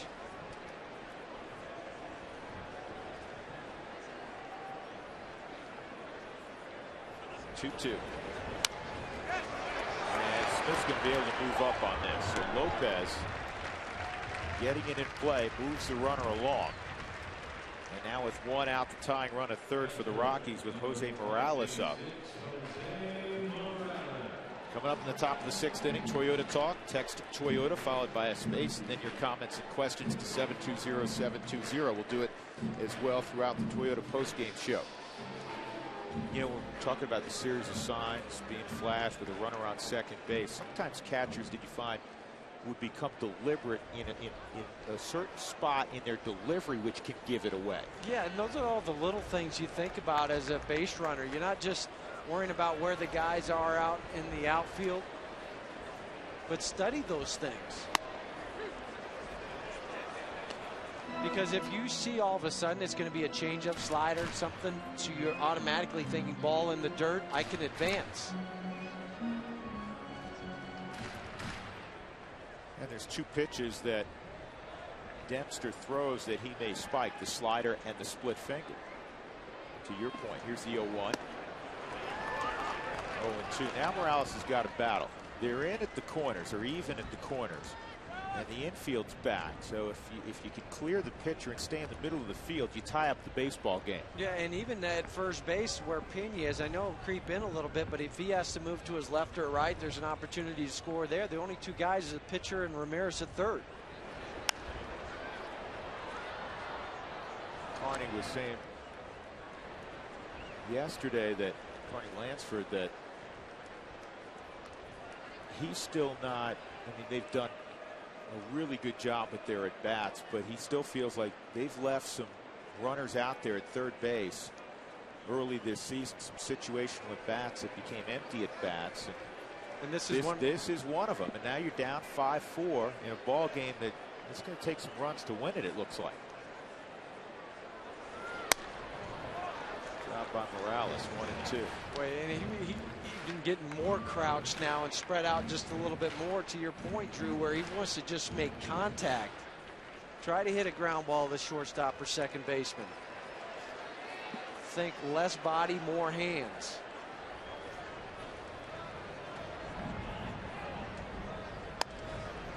Two and two. Interesting view of it.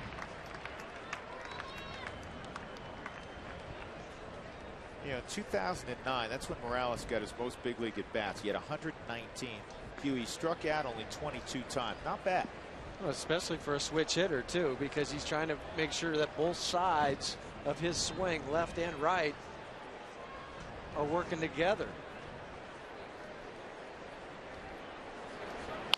And a ground ball rolled to second. Nice job by Morales. That's a heck of a job. And the Rockies tie it up as Smith comes across the plate. The other thing, too, let's not forget about Jose Lopez getting Seth Smith over to third base. So many times that's lost in all of this RBI that Morales just battled for to get that ground ball. Now, tip of the cap as well to Lopez. And that's all he did. He just flicked that ball out there to second base, knew he was playing back. You're talking about 100 feet worth of ground balls right there. That's so it. But it moved a runner 2 bases, and it tied up the baseball game. And now with 2 outs, to make sure you save your pinch hitter, Johnson's going to go ahead and hit. Because originally, if that didn't happen, Ty Wigington had grabbed a bat and was on the on-deck circle. But now you've saved him for a matchup later in the game. This is why, to me, there's absolutely no comparison between the National League and the American League. Managers in the National League are constantly having to think their way through the game. It's not to say there aren't good managers in the American League. But in the American League, because of the DH, you just keep rolling along. And it's when the starting pitcher gets tired, you have to think about making a move to the bullpen. This is the thinking man's league. I'm glad there's a contrast. I'm glad the American League has the DH. Never want to see it in the National League, but a far greater challenge to think your way through a game from a managerial standpoint in the National League. So Johnson strikes out looking, but the Rockies get even. 5-5 as we go to the 5th.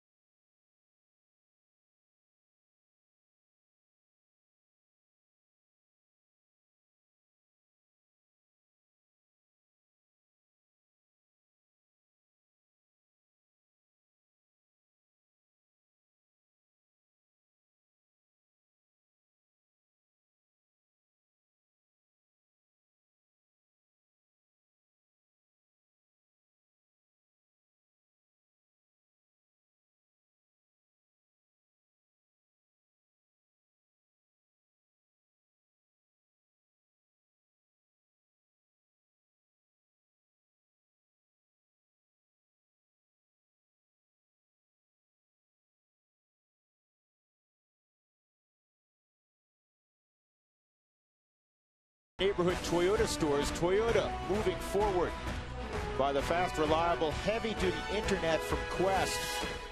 By McDonald's from April 15th to the 18th. Buy a McDonald's Egg McMuffin, Big Mac, or Quarter Pounder with cheese and get the same sandwich for free. I'm loving it. And by AT&T, the nation's fastest mobile broadband network. Well, there's been a change for the Rockies defensively. Seth Smith's come out of the ball game. Ryan Spilborghs is in there. Try to get an update as to why. I just kind of saw Seth Smith after he hit that double kind of moving around. I couldn't tell if it was a leg, maybe a back out there or what. Because with the pitcher hitting last inning, there's not the double switch that happened. No. Something must have occurred with Smith. So Matt Belisle will take over for Alan Johnson. He goes 4 innings, allows 5 runs, 4 earned, 6 hits, 3 walks. He struck out 3 in his major league debut. Marlon Byrd, Aramis Ramirez, and Carlos Pena. Let's watch Smith after that double. Looks like he's trying to usually do that or groin muscle.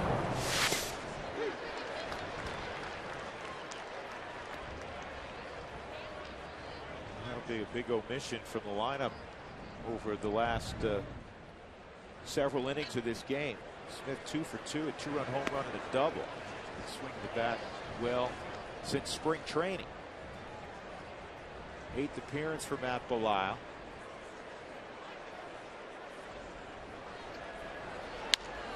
He hasn't worked since Thursday in New York. Well, that's why Jim wanted to try to give him an extra day off. Did not pitch him in last night's ball game for this reason, to be the backup guy behind Johnson, where he can go out there and give you 2+ innings if he needs to. The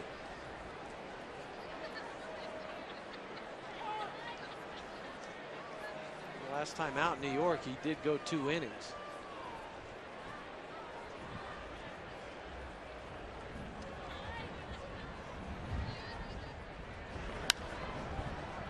Bird fouls it off again. Count remains 1-2. They upgrade your game experience in the Mountain Ranch Club. This includes credit for food and beverage. Nice view from the Mountain Ranch Club. Table right out there at the end. Hi. Hi.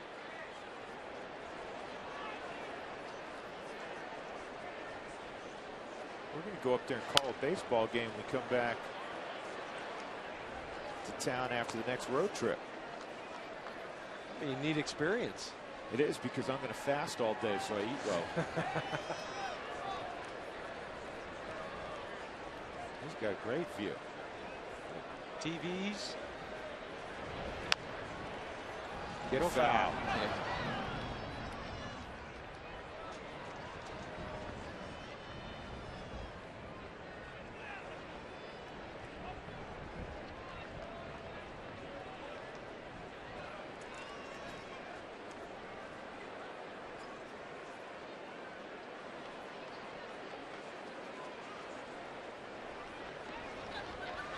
Bird is grounded into a double play and struck out. Cubs have scored in every inning. 5-5, top of 5.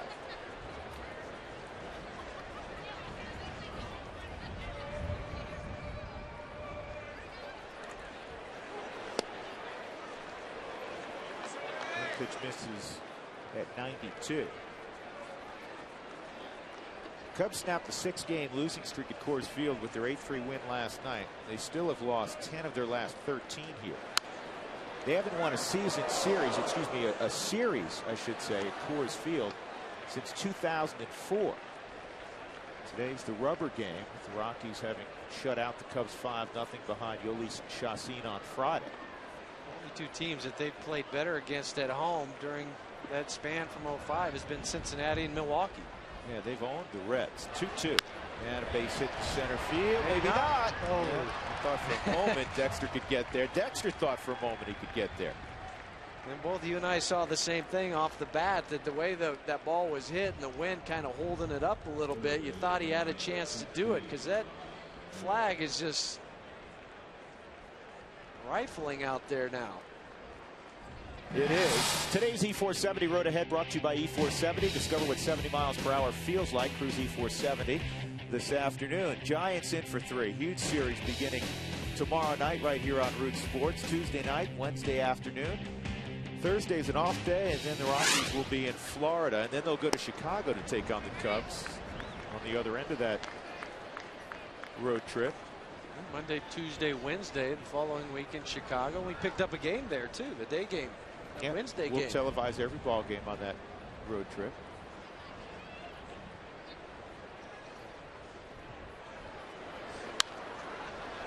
Ramirez fouls it back.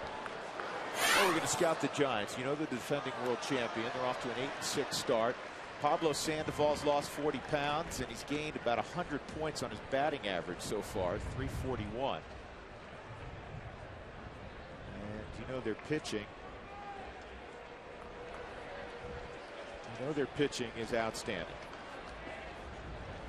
And the Rockies will begin that series with Esmil Rogers going against Tim Lincecum tomorrow. Good pitch. So it's Rogers, Lincecum, Jimenez, and Jonathan Sanchez, and De La Rosa and Kane. And Barry Zito just went on the DL for the first time in his career.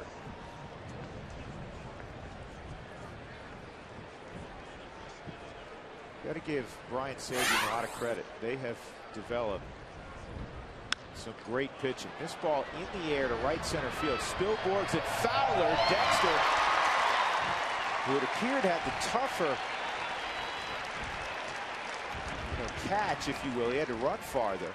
And Spilborghs bailed out at the last moment. Dexter, like any good center fielder, it's all he could get. And he called off Ryan. Yeah, and right at the last second, you can see Ryan peel off. The only thing I can think is that sun, where it's at now over the top of the stadium, starts to get more in the right fielder's eyes.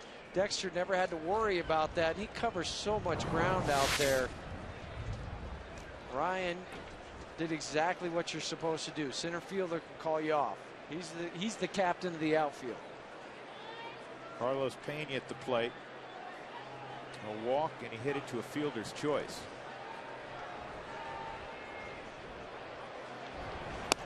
He takes a strike.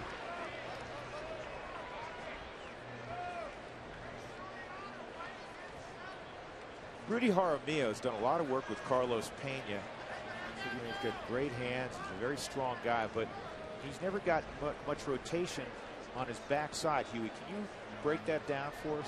Yeah, we'll talk about his. Whoa. He had called Todd. Yeah. Davidson granted it. Carlos Pena's kind of doing some gardening in front of the plate, and Belial didn't hear it. He fired the pitch, and Pena's not looking. Watch this. Calls time, has heads down. Here comes a heater. Now when I put on Bob Davidson a little bit, he's got to be more demonstrative in saying timeout.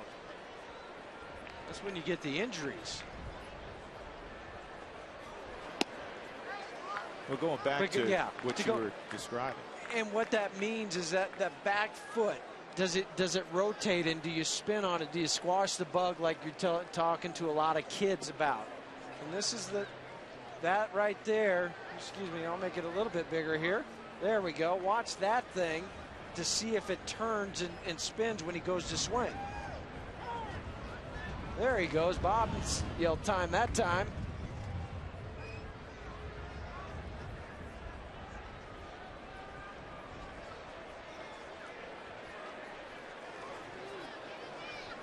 The Arizona's jumped out on the Giants 3-0 in the fourth inning this afternoon. 1 out, 1 on. 2-1 now on Pena.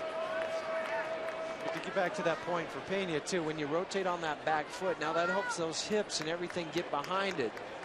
Kind of like if you're hitting a golf ball or a drive or something, to get off that back foot. Or if I was gonna hit you, I wouldn't just kind of hit you. I'd try to get everything into my body to do it. Same thing with hitting.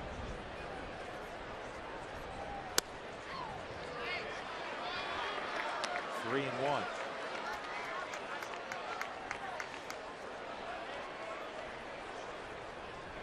Cubs had 17 hits last night. They have 7 so far this afternoon. 2 in the first, 1 in the second, 2 in the third, 1 in the fourth. And now Bird with a leadoff hit in the fifth. Ramirez just hit a fly ball to right center on the outside corner.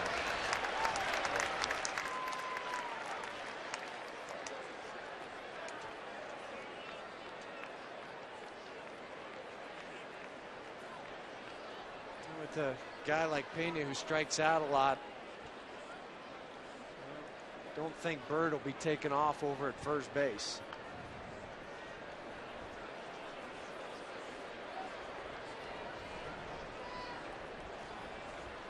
Not going, and it's caught foul out of play.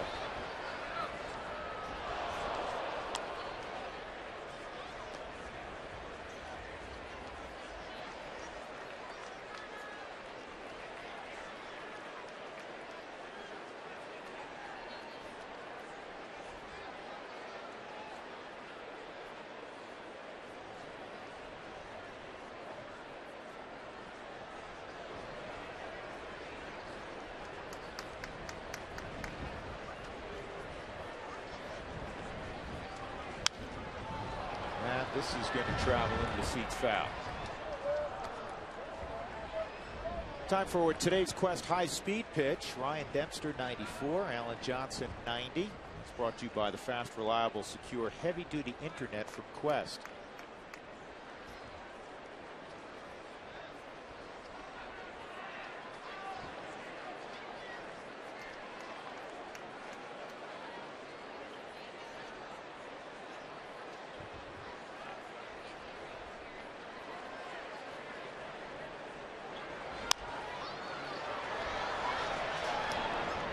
Chance for Jose Lopez. Guys were saying around the batting cage, man, the wind is howling in. Balls were launched and then hit a parachute about 370 feet from the plate. Is it just me, or has it been a really windy spring? It's been a very windy series, I can guarantee you that.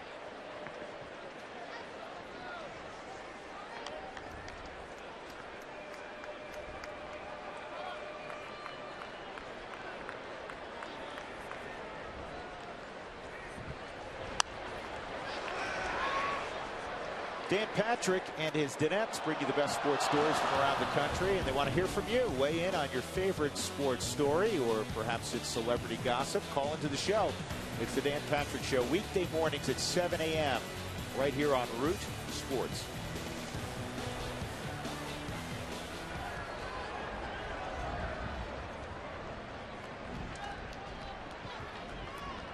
Jim Tracy wants to get some length today out of Matt Belisle, but this will be his 24th pitch, and there's just one out in the inning. Maybe they can get 2 here. That'll be tough. Only 1 play for Herrera. Bird runs too well, and Herrera did the prudent thing. Get the out at first. 2 gone, and that'll bring up Soriano. Another runner in scoring position for the Cubs. That's 9 opportunities now with runners in scoring position today for Chicago. So far, they've come up with the big hits to drive them in.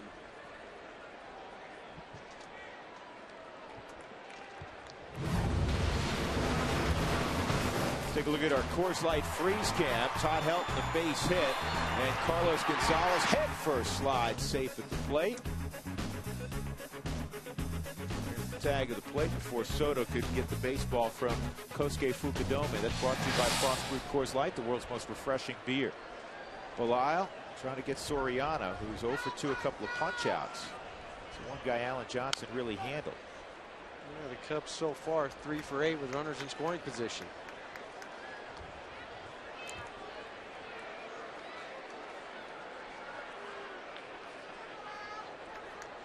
Soriano's seen a ton of sliders so far today. Has not been able to make that adjustment.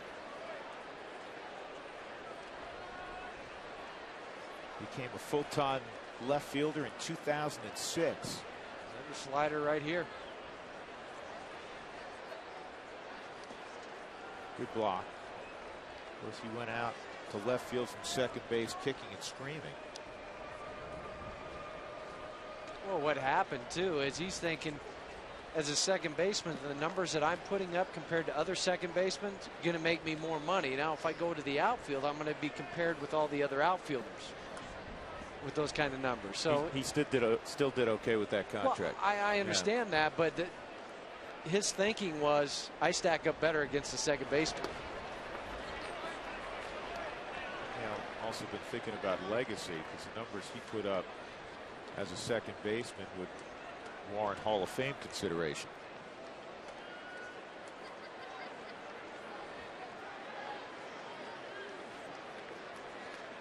Played 766 games at second, and he's closing in on that now as an outfielder. He's at 665 as an outfielder. Thanks, Doug Marina.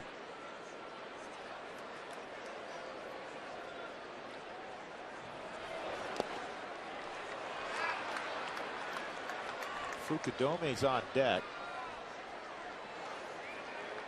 The 29th pitch coming up for Belisle. And Belisle seems to be working a little more deliberately today than we normally see him. He's normally right back on the rubber. Sometimes you'll start to slow things down if you don't feel like you have that feel you want. Even that slider there was a backup slider that did not hit its spot or its location. Morales wanted to set up away and caught that inside part, but you don't want to hang too many pitches there on the inside corner to Soriano. Yeah, that was a complete miss. It was so bad that it froze Soriano. 3-2. Ground ball to short. Good hop for Tulowitzki. We'll go to the bottom of the fifth, tied at 5, top of the order for the Rockies.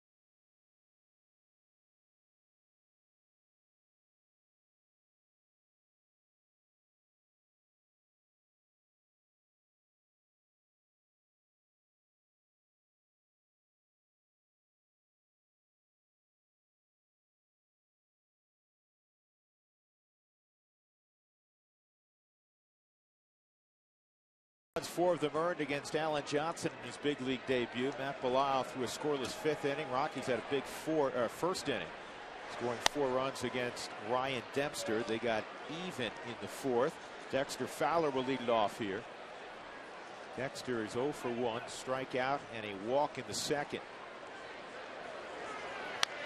And this is rolled foul.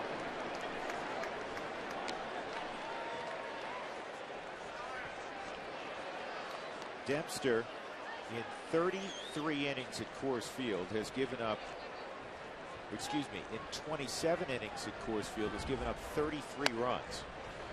27 innings, he's allowed 33 runs at Coors Field. You're talking about a pretty accomplished pitcher. Yeah, this will probably be his last inning as well. He's due up third next inning. He's closing in on 90 pitches. 2-2. So what you're saying, that 11.35 ERA is not good? Good rebounding average in the NBA.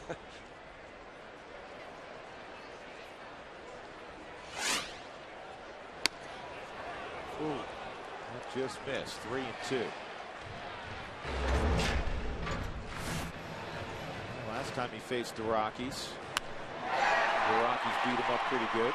5 runs in 4 innings.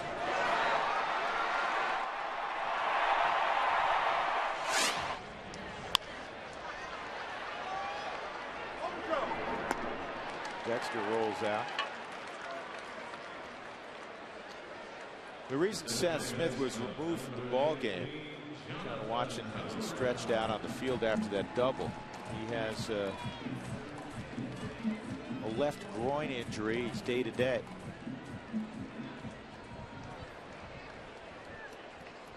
That's unfortunate because he was swinging the bat, playing good in the outfield. But that's smart to get him out before he does any more damage to it. If it's just tight, then we're talking maybe, hopefully, just a couple days. Ball and a strike on Johnny Herrera. A walk and a strikeout for Johnny.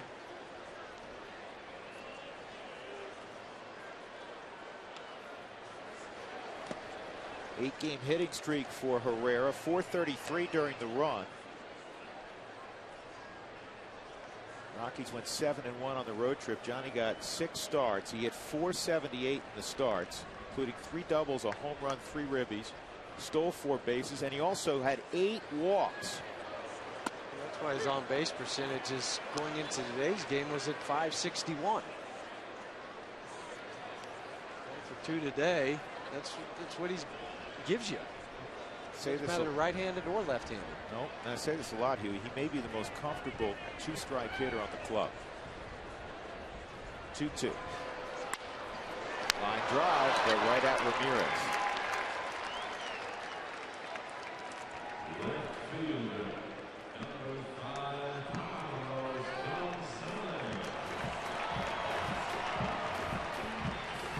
Oh, 2 outs. Cargo will come up. An RBI double. Booming double, a deep left center his first time up, and then he struck out swinging on a 2-2 pitch in the 3rd inning. 4 for 8 lifetime against Ryan Dempster.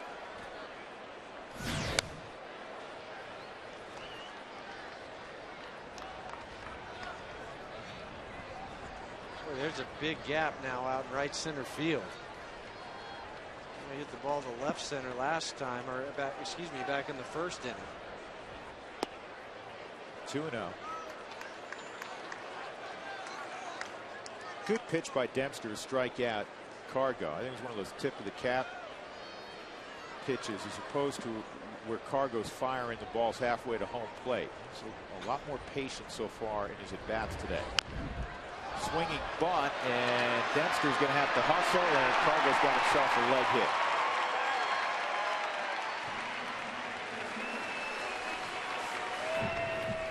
Hey, you take it. Swinging bunts count just the same. You look in tomorrow's box score, I'll say a base hit. Dempster realizing that he had to go get it quickly. Tried to make the throw before he got the baseball.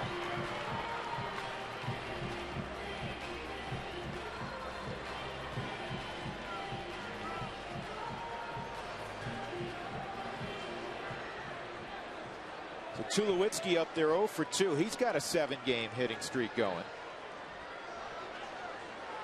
Give you an idea how locked in he is. He has struck out only 5 times this year in 54 at-bats.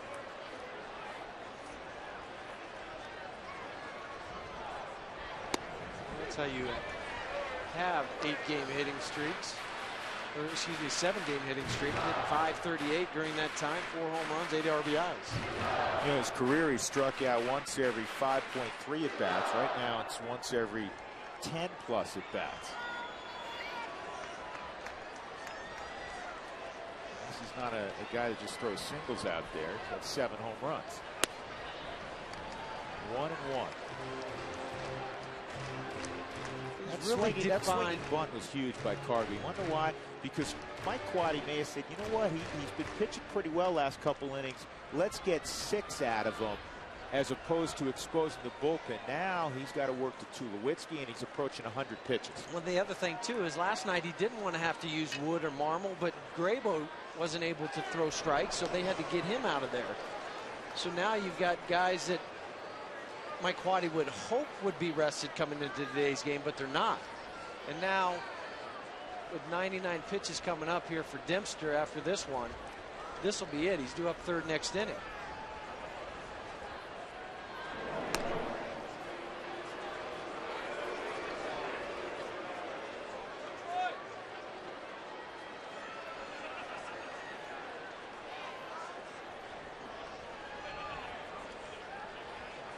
Only one inning as Dempster had 1, 2, 3, and that was back in the third.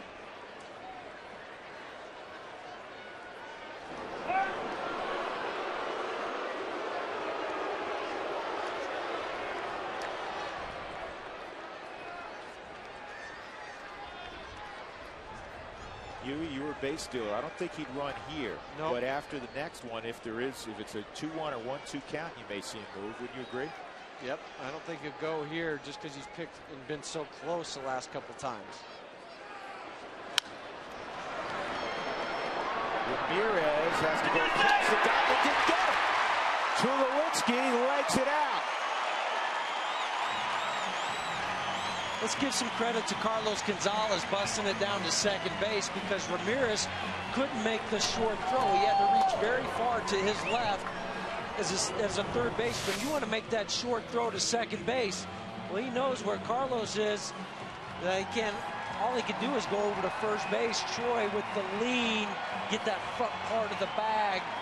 That's why he's safe. He's sniffing a hit right now. You know what? I think he's always run decently. Pretty solid runner. And he's always been in great shape. He was in extraordinary shape as Helton takes a strike coming into camp. I mean, he always plays with his training regimen in the offseason. He's an incredibly hard worker. I think he may be faster now than he's ever been in his big league career. And he looks free and easy while he's doing it, too. I think that's the other point, that you look at his run and his gait. Down low, 1-1 on Helton. 2 infield hits. Troy Tulowitzki now with an 8-game hitting streak. And Jeff Samardzija. Is that Samardzija? Yep. Yep, Jeff Samardzija. Third time in 3 games he's been up.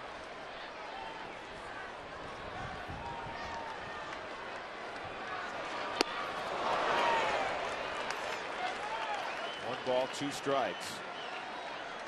Helton an RBI single against Dempster in the first. He fouled out to third in the third inning. 10 for 23 lifetime against Ryan Dempster.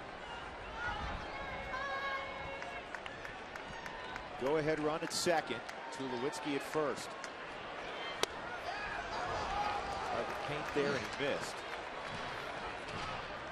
It's just that good eye from Todd.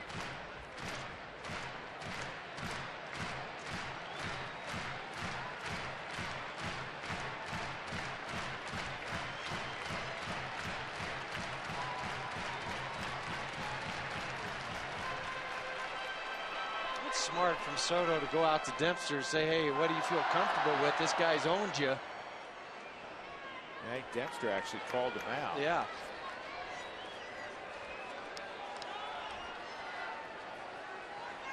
Rockies 4-2 at home this year.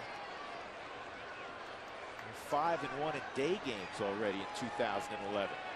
2-2. And Todd lifts it to left field. Soriano is going to make the catch. Rockies get a couple of infield hits from Cargo and Tulowitzki. They leave 2. We'll go to the 6th.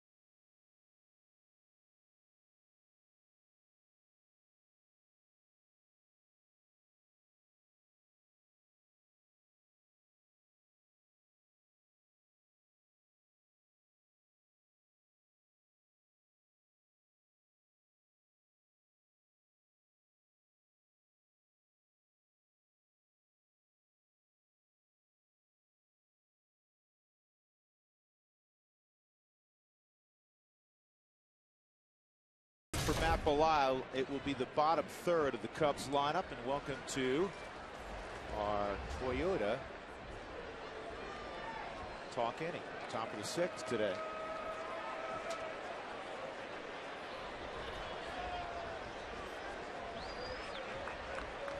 Fredericksburg. Oh, Fredericksburg, Virginia.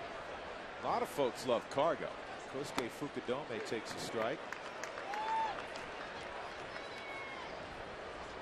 Somebody got, a lot of people's got Ubaldo's autograph today. He was out signing before the ball game. Saw Chris Iannetta out there as well. A couple other Rockies. That's a strike. 0-2 on Fukudome, who's 0 for 2.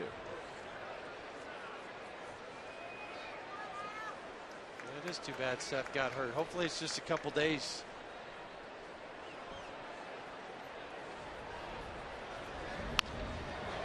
That pitch hung over the plate. Fukudome lines it to right for a base hit. It really hurts because you're facing Lincecum tomorrow, and Seth Smith obviously would be in there against Lincecum, maybe not against Sanchez on Tuesday. Hopefully maybe Wednesday on Kane. Who's the guy on the left? Ubaldo out. He's signing autographs, and a lot of them were on the bobblehead. Giovanni Soto at the plate.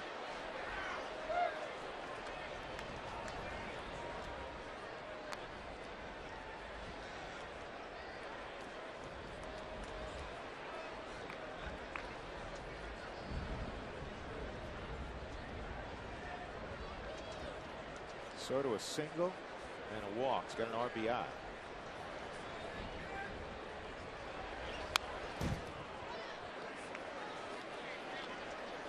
The Rockies are for real. Brian Fuentes, Michael wanted to know. Brian Fuentes is closing game for the Oakland A's. Starting pitcher determines what color uniform is going to be worn.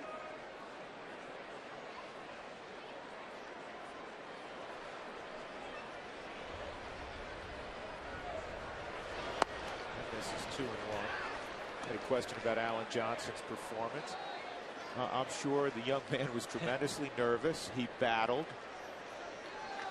But, you know, the numbers are the numbers. He gave up 5 runs, 4 earned it, and 4 innings. He dealt with a lot of traffic.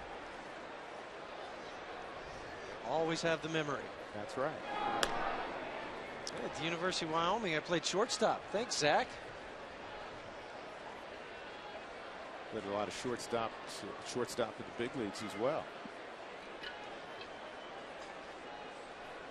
A lot of folks from Wyoming. We love all those folks up there. Yes, we do. North of the border.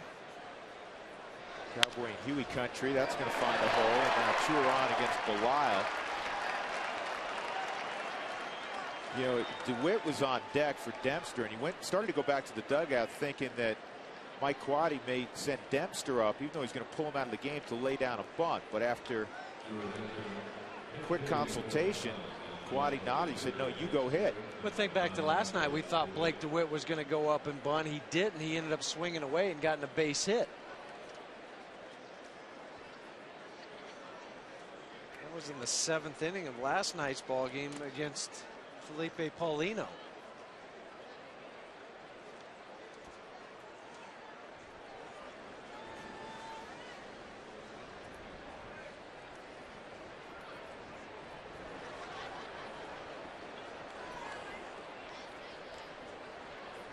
And DeWitt's not bunting here. Tommy Runnels. 55 today. Get a question. Of course, Tommy's from Greeley, so.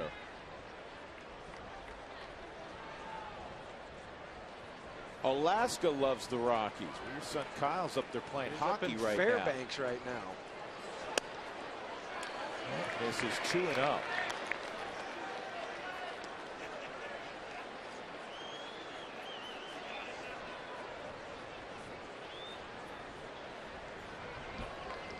Right, fundamental, sound, fundamental baseball. That's what wins a lot of games.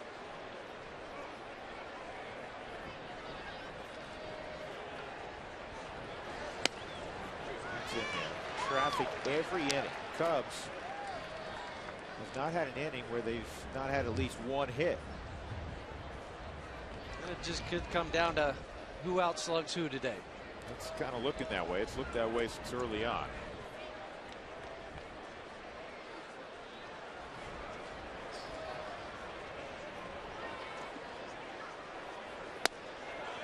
Three and one.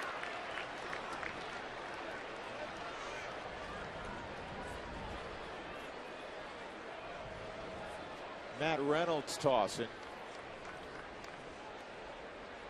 Jeff Samardzija apparently is ready.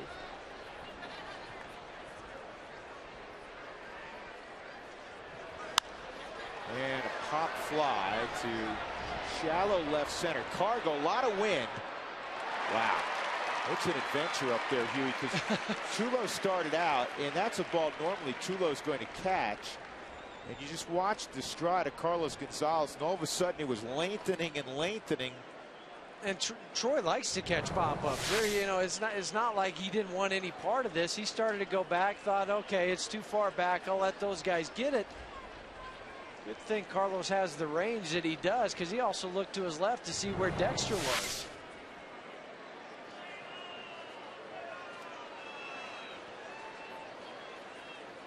Starlin Castro is coming up, and this conversation, I'm sure centers around how to pitch to this guy. He's been impossible to get out. Single, a walk, an RBI double. This the 21-year-old, youngest player in the big leagues. He was 4 for 5 last night. His second 4-hit game already of the year. It just shows you how special he is offensively, and that kind of makes me question again. I know that Mike Quaddy did not bunt Blake DeWitt last night. It worked out for him tonight, but first and second, nobody out, and you've got Castro coming up next. Wouldn't you think that try to move those runners over into scoring position? Give this kid an opportunity to drive in 2 runs. We wondered about it last night because DeWitt hadn't swung the bat all that well. And not just looking at the numbers weren't good, but in talking to some people with the Cubs, they said he's really struggling, and he struggled throughout the spring. Right, so it's not like, okay, he's in a couple game slide here or anything like that. Ball 1 on Castro.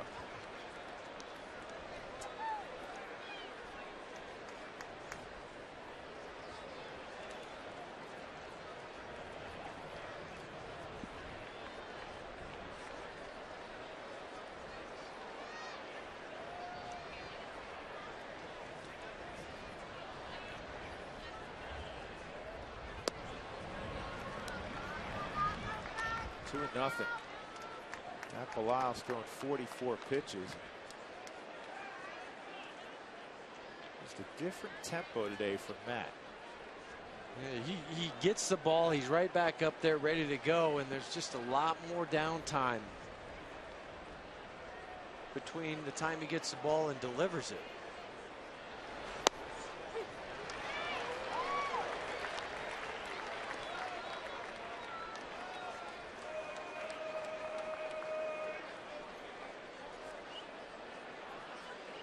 I had a question, I believe, about the numbers on the right. We get this a lot. The numbers on the right, you see Pittsburgh beat Cincinnati 7-6. The pitchers of record, because that game's over. If you look up on a roster for Cincinnati, number 30 got the win. Number 66 for the Reds got the loss. Now, if you're watching a game underway, like Milwaukee and Washington, Washington 61, that's Livan Hernandez. And 41 for Milwaukee. Gonna have to cheat a minute. Look that one up. Kind of know Livan, who's been around so long, wearing 61. Yeah, not too many guys have done it as long as he has.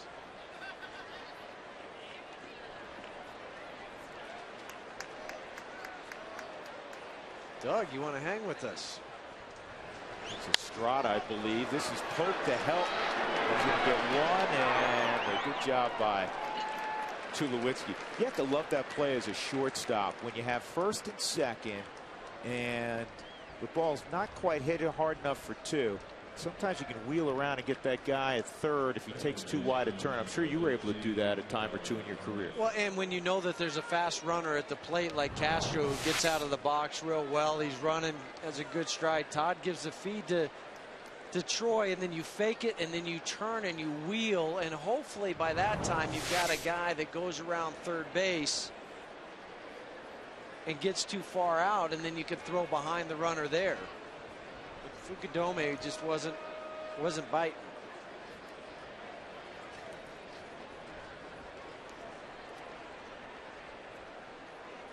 Darwin Barney 2 for 3.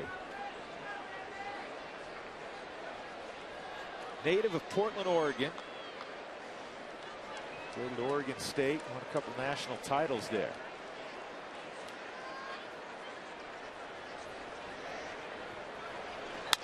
And a comeback. Nice job by Matt Bellotti. Deals with traffic in the 6th, but he puts the inning down without any damage. Middle of 6, we're tied at 5. Spilborghs will lead it off.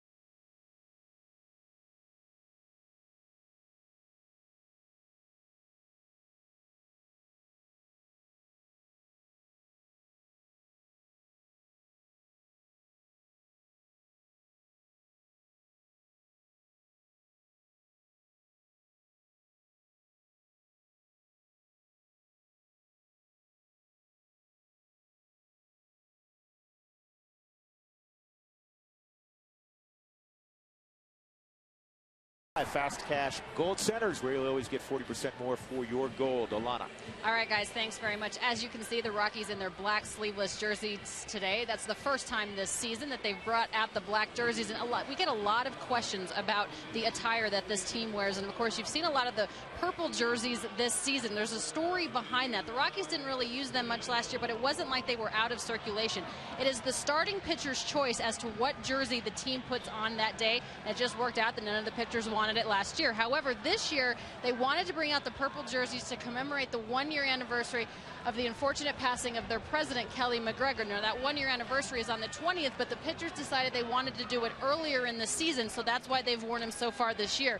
Now, if you take a look at the Rockies jerseys, what they have the home traditional ones. Those are the white with the sleeves. The road jerseys, the gray with the pinstripes. Then they have the white sleeveless, the black sleeveless that they're wearing today, and of course the purple ones I just mentioned. So they have a variety of things to choose from, but the purple is back here today actually this season because of Kelly McGregor. But again, it is the pitcher's choice as to what they wear, guys. Well, just a little bit more on those purple jerseys. They actually were in mothballs for a few years. Double check the last time with Keith Schultz or Joe Diaz down in the home clubhouse, but I remember Joe Diaz, who's Keith's assistant, saying that it had been a few years since the Rockies had worn the purple jerseys. I really liked wearing the sleeveless ones. You just felt pretty free and easy. And it wasn't until towards the end of my career where those were really starting to become popular. It used to be you only had two choices. You wore the grays or the whites. Or the whites. Some pitchers have said that they really like the vest. I'm pretty sure Baldo's that way because they feel like it's free and easy on the arm. Swung on a miss. Samardzija strikes out Ryan Spilborghs in his first plate appearance. He came in for Seth Smith again. Smith, tightness in the left groin area, had to leave after scoring the tying run in the 4th inning.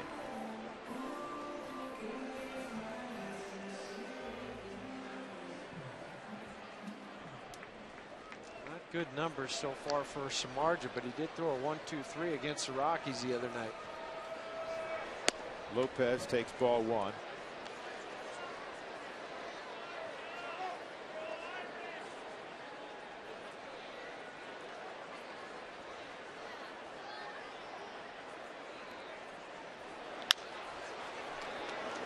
Easy play for Ramirez. 2 outs.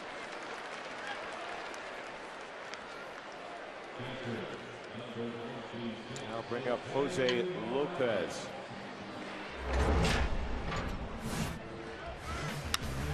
Here's our Excel Energy high efficiency inning. The Rockies scored 4 runs in the first inning. RBI double from Cargo, RBI single from Helt. And then Seth Smith, as Cargo slides home, would follow that up with a 2-run blast to dead center field.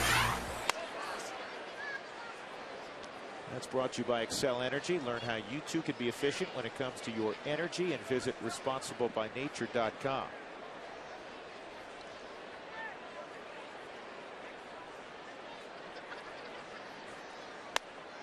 Morales is 1 for 2. Single in the second and an RBI ground out in the fourth.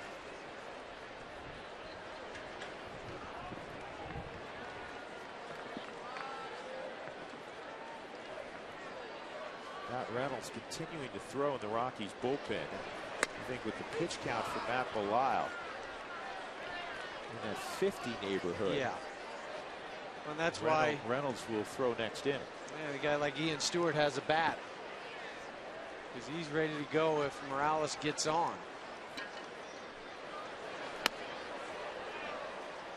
Three and one.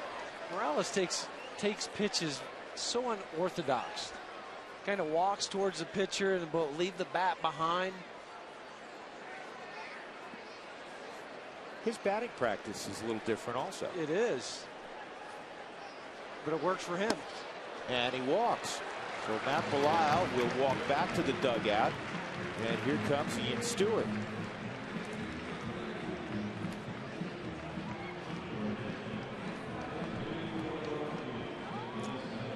Well, we just got done with Toyota Talk. You'll get more of that in the post-game show, the Toyota post-game show. In fact, you can text throughout the post-game show.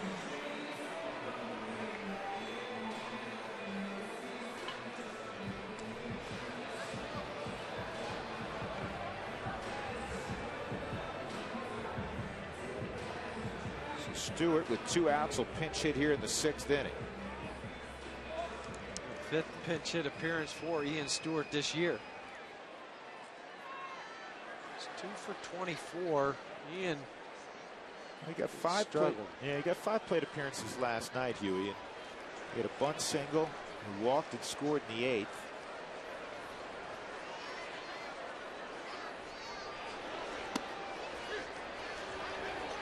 And it was going to be interesting today because Lopez has been struggling. Stewart obviously has been struggling against the right-hander. If Jim Tracy elected to bunch some at bats for Stewart after last night seeing a bunch of pitches. Yeah, the only thing I can think of is Lopez is 2 for 5 off of Dempster. And Stewart's numbers were not good against Dempster. Yeah, he was 0 for 8 with 4 strikeouts. So that played into factoring why Ian didn't start today. As we see Matt Reynolds still tossing. He'll come into the game. He'll have Bird, Ramirez, and then Carlos Pena to face on the Cubs side. Stewart is behind 0-2. Morales at first. And this is a 3-hopper to Ramirez. We have played 6 innings. Nothing decided at 20th and Blake on a Sunday afternoon. Huge crowd on hand. 5 apiece.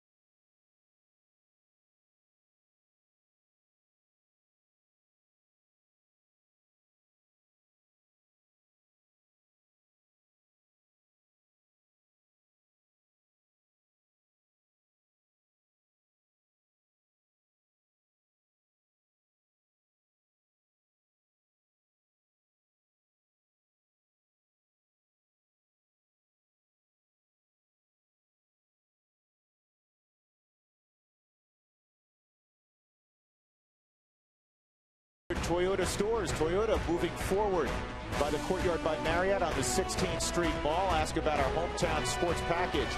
By Comcast, advertise your business locally on the network's People Watch. Go to ComcastSpotlight.com. And by Jack in the Box. Right now, get the All-American Jack Combo for only $4.99 plus tax. Busy day on the concourse. Rockies 5, Cubs 5, top of 7. Rockies looking to take 2 of 3 from Chicago before they open up that big series with the Giants tomorrow. The Giants, the only team in April that the Rockies will face that were above 500 last year. Drew Goodman, Jeff Hughes, and Alana Rizzo. Matt Reynolds will see Marlon Byrd, Aramis Ramirez, and Carlos Pena here in the 7th. And Matt will make his 8th appearance. He's allowed only 2 hits. Lefties are 1 for 11 against him. Righties 1 for 4. His last outing was that second game of that doubleheader back on the 14th. Only threw 7 pitches in that ball game. And he's going to get a first pitch out. Herrera calling for it, and Johnny has it.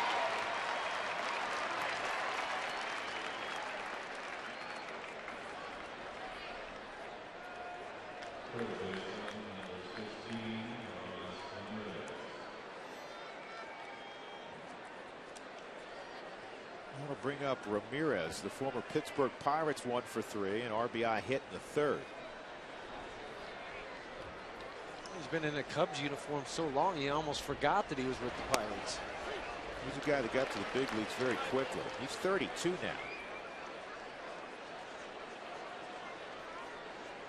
But he's had a very productive big league career. Dempster and Alan Johnson were the starters. Both will get NDs, no decision.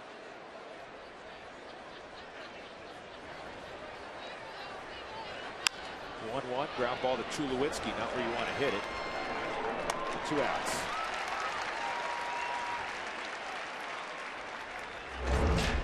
Seth Smith in the 1st inning hit a blast to center field. How far did it travel? Is brought to you by AAA Travel. Relax, we take care of you. That one traveled 422 feet. AAA, how far did it travel?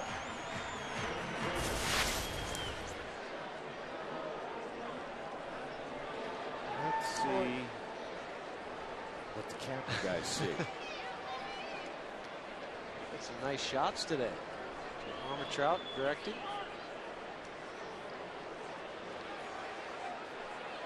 We got an outstanding crew here in Denver and have for a number of years. And we're not being gratuitous. It's a crew that works quite a bit nationally. A lot of guys with long resumes in the television business make their home here, and we're the beneficiaries.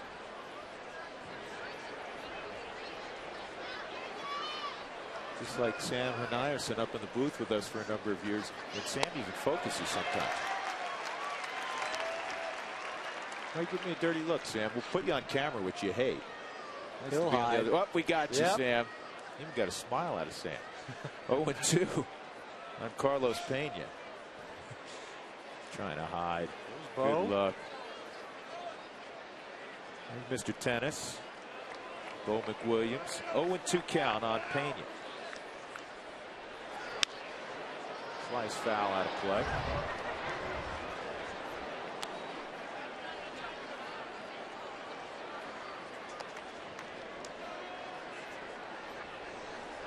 Going to show Brian Peters, who often mans one of the center field cameras. Brian can pick up the whole camera by himself. Like those huge cameras, those are handheld cameras to Brian. The bench is like 6,000 pounds. That's another foul ball.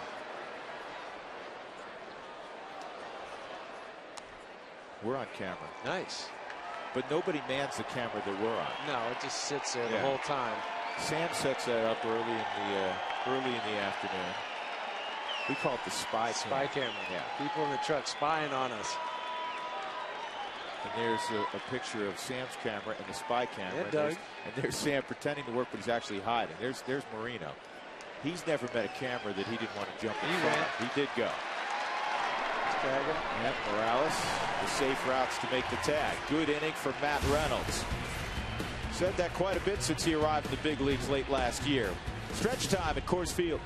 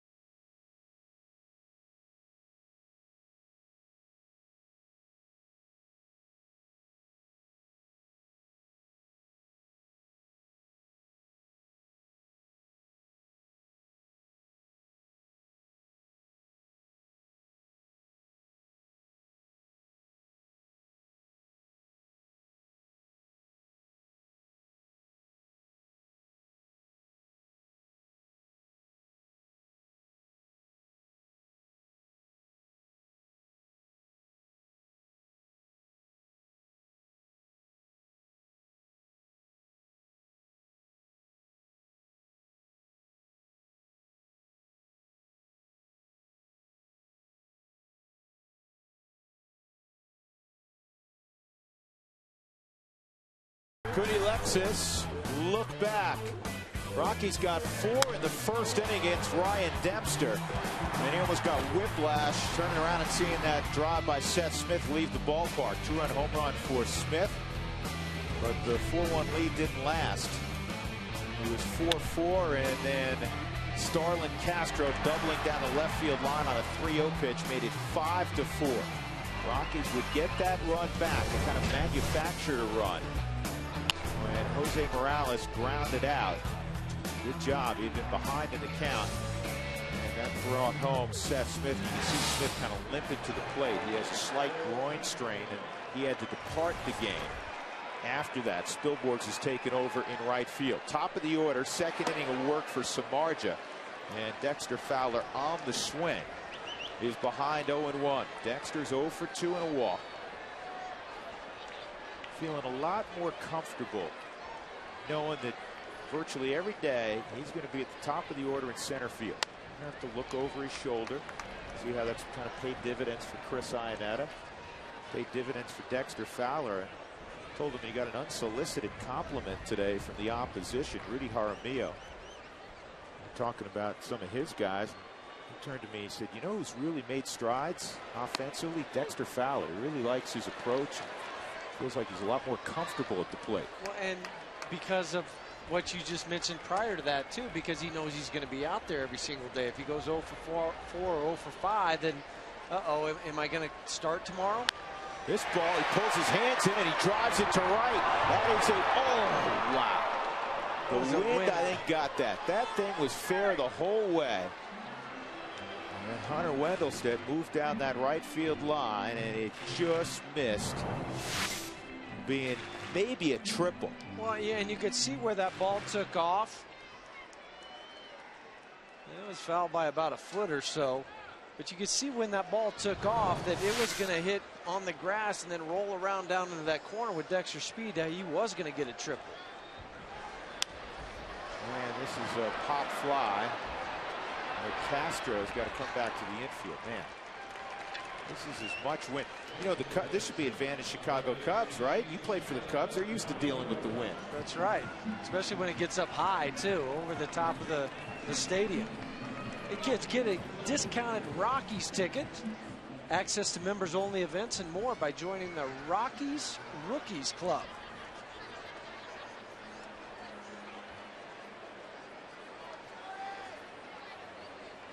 Herrera lined out his last time. Johnny walked and scored in the first, 0 for 2. He's got an 8-game hitting streak going.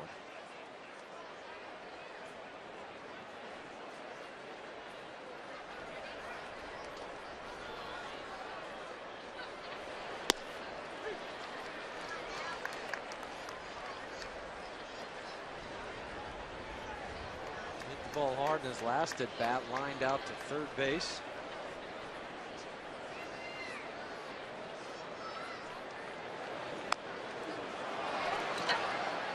English on that ball. Samardzija made sure he corralled it. 2 outs. And throw a new ball in play, too. It's hit right off the end of the bat. Rafael Betancourt's throwing for the Rockies. Wells Fargo customers, get your 2-for-1 Rockies tickets today by going to wellsfargo.com/Rockies. See a Wells Fargo banker. Wells Fargo Bank, member FDIC. Gonzalez 2 for 3. Infield hit his last time. Booming double his first time. RBI double. 11th ribby this year for Gonzalez. I keep pointing out that the Rockies are 11-3, and one of the best players in baseball hasn't really torn it up yet. And he was saying as much yesterday. I think that just shows you the depth of this team to be able to get contributions from other guys in the lineup. The Seth Smiths, Todd Helton, the way he's hitting, Jonathan Herrera, Dexter getting on base for those guys. And of course, Tulowitzki. Well, and Chris Iannetta, the back end. 2 balls and a strike. Tulo's on deck naturally.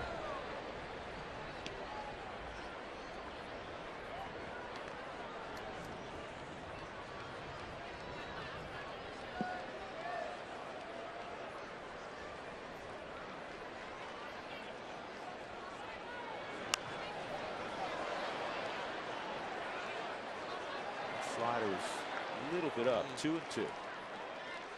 Didn't quite break where he thought it was going to.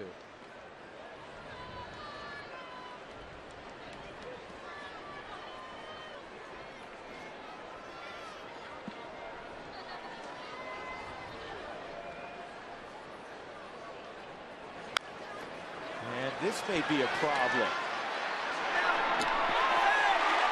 That's another infield hit for Cargo.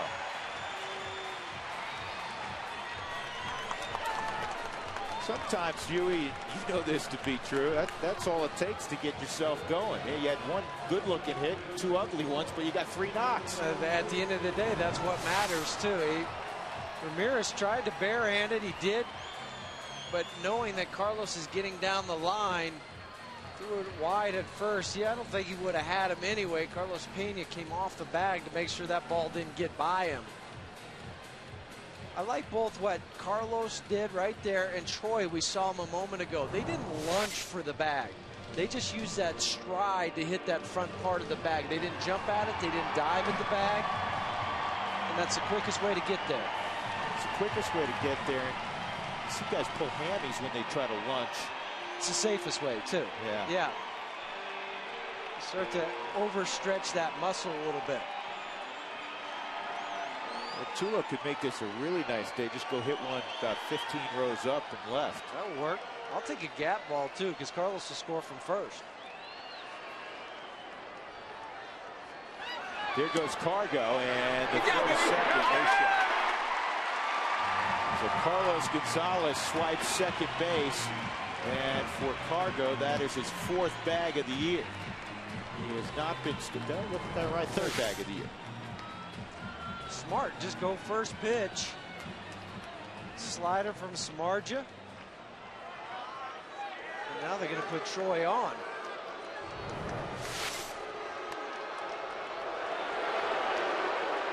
They're going to put him on to face Todd Helton. And, you know, it just shows you the respect that the National League has for Troy Tulowitzki right now. Right on right, they're walking him to face a guy with a lifetime average well above 320. One of the top marks in the history of the game. And then the other thing too, you have right on left. Maybe if you didn't have Mateo warming up down there, Lester Strode's waving to the dugout area that he's ready to go, but you don't have Sean Marshall warming up out there in this situation. It might make a little bit more sense to go left on left with Marshall against Helton. Todd's 1 for 3. He had an RBI single in the 1st inning. Go ahead run at second in Cargo. Off the plate.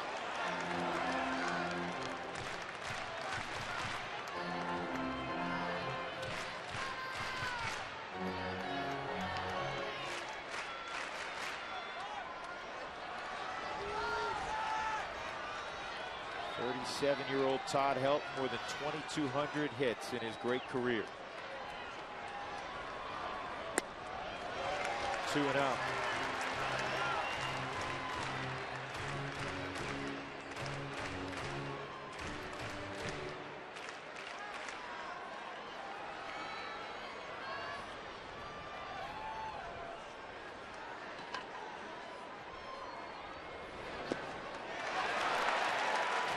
Samardzija didn't give in with the fastball. 2-0. He went slider. It's 3-0. Spilborghs is on deck.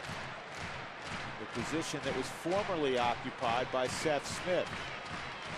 You got 2 choices here. One, do you let Todd swing away 3-0, and if you're thinking the other side, Samardzija going to throw him a fastball or a slider? I'd let him hit. You'll never know. He was in there 3-1. It was a slider. Thinking right along what we were thinking, that he might be swinging. You believe he was swinging, I don't did, you? yeah. Got to. He's swinging the bat well. And this ball's driven to left center field. Soriano gets there. How? Good running catch by Alfonso Soriano to keep us even at 5.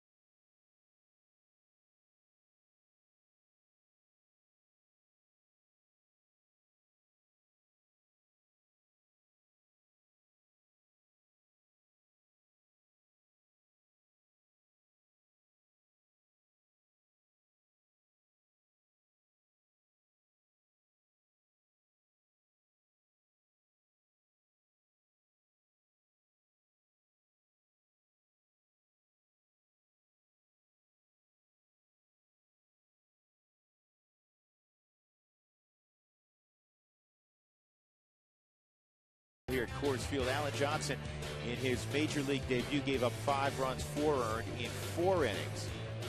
Starlin Castro has been a pain in the neck. Big day for Seth Smith, 2-run home run, also a double. Unfortunately, he had to leave the ball game with a groin strain. Today's Ecotech game summary brought to you by Ecotech Institute in Denver, where you can make the world your workplace. Matt Reynolds continues on, not Betancourt. He had a quick and efficient 7th inning. He's got a 1-1 count on Soriano. He only threw 9 pitches in that 7th inning, so you can run him out there again with Fukudome following Soriano. 2-1. Soriano not known for his defense in the outfield, but he made a nice running catch. Yeah, I asked how he did that, because he was playing more over towards the line and got a good read on that gap ball. 3-1. You know, Soriano, here's an interesting stat, sometimes misleading. Over the last 5 years, the 2 guys with the most outfield assists, that misses, ball 4. In baseball, Alfonso Soriano and Jeff Francoeur. I can see Francoeur. Francoeur's got a big arm. But the reason I say it's misleading is Soriano's an average left fielder at best. But scouting report wise, you're going to run on him more. Therefore, he's going to have more opportunities perhaps to make a play and get an outfield assist.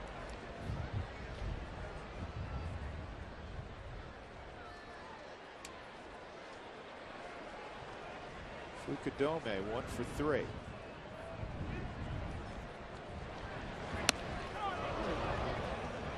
It's a strike.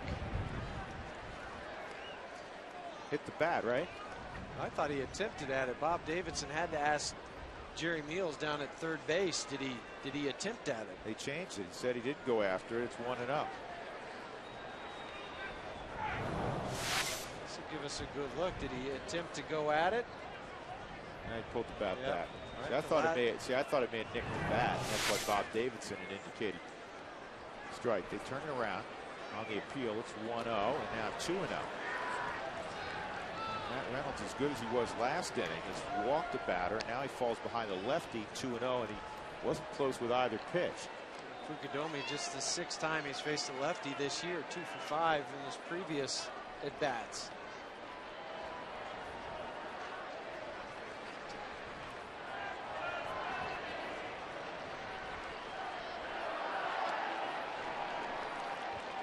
Just that little throw over there. Make sure you let the Cubs and Soriano know that we haven't forgotten about you.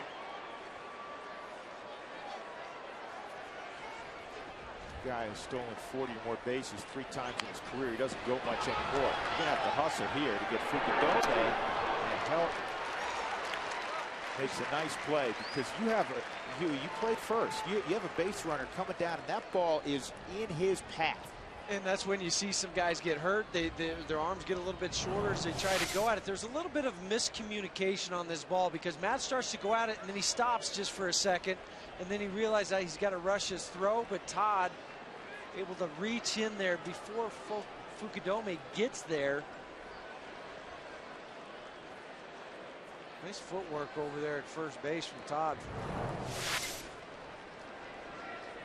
Jim Tracy will go take the baseball from Reynolds. With a man at second and 1 out, Soto coming up, and the Rockies will bring on Rafael Betancourt.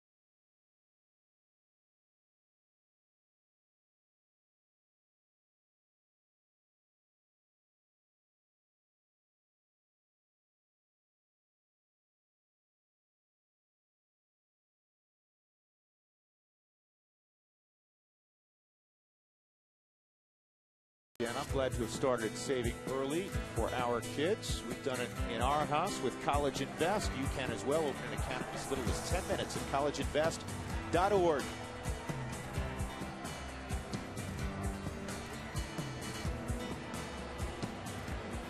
Pretty day at Coors Field. The Rockies tied up with the Cubs at 5. It's been locked at 5 since the first 4 innings of the game. We're in the 8th now. 1 out. Soriano's at second base. Giovanni Soto will face that man, Rafael Betancourt. He's a typical 8th inning guy. Well, Jim Tracy, and with Matt Reynolds staying in there to get Fukudome, now bringing Betancourt to face Soto. The pitcher spot after that, which should probably be Tyler Colvin, to come in and pinch hit the left-hander.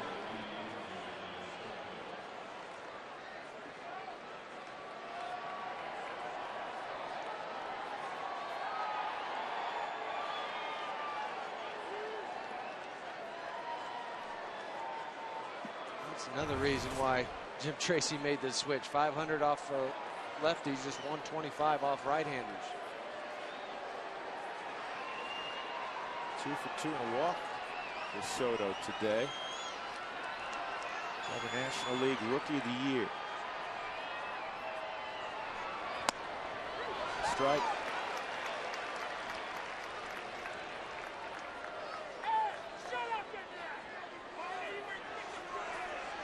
Ooh, Bob Davidson.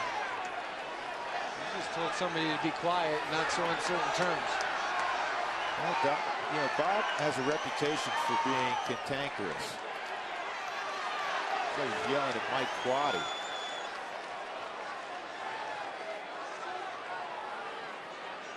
I actually last game was going to say, I feel like Davidson's strike zone's been very consistent today. So far. They have it obviously inside the Cub dugout either disagree with our assessment or that individual pitch. 1-1.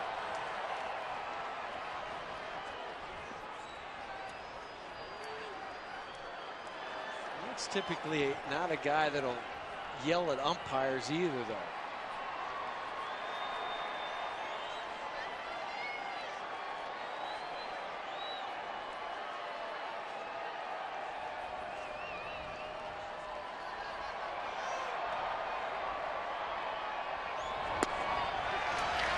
One and two.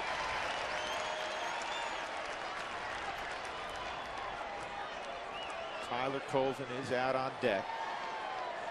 Last true left-handed bat on the bench for Quaddy.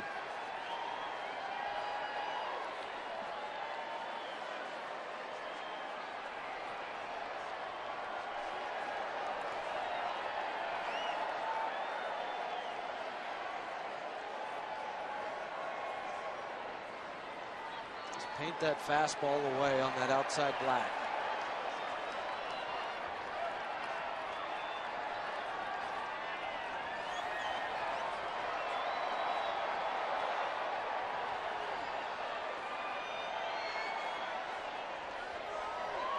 Here's the 1-2. In the air to center field, pretty deep. Fowler tracking it as the baseball. Soriano will move up with 2 outs.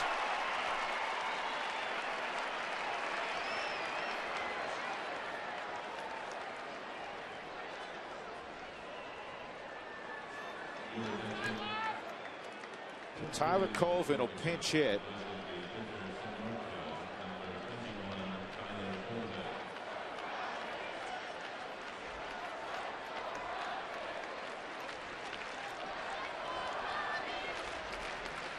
Just the second time he's pinch hit this year.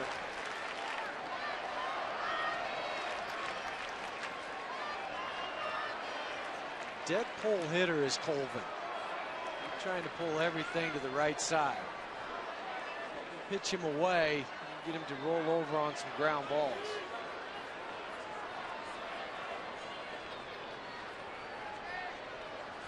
Morales sets up away, and it's a strike. You don't want to make a mistake on the inner third part of the plate and down just a little bit to this guy.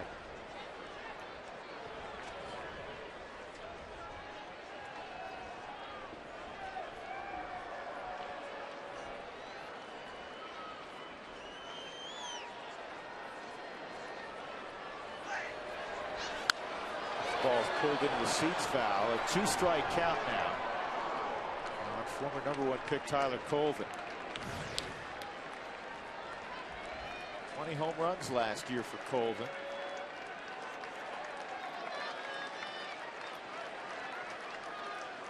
Soriano walked, was sacrificed to second, moved to third on that deep fly ball a moment ago off the bat of Giovanni Soto. 5 runs, 8 hits for the Rockies, and an error. 5 runs, 9 hits for Chicago. Here's the 0-2. That's the hardest pitch we've seen Betancourt throw in 2011. 94 miles an hour. Nice to see that from him, because that makes that slider, when he does throw it, that much better.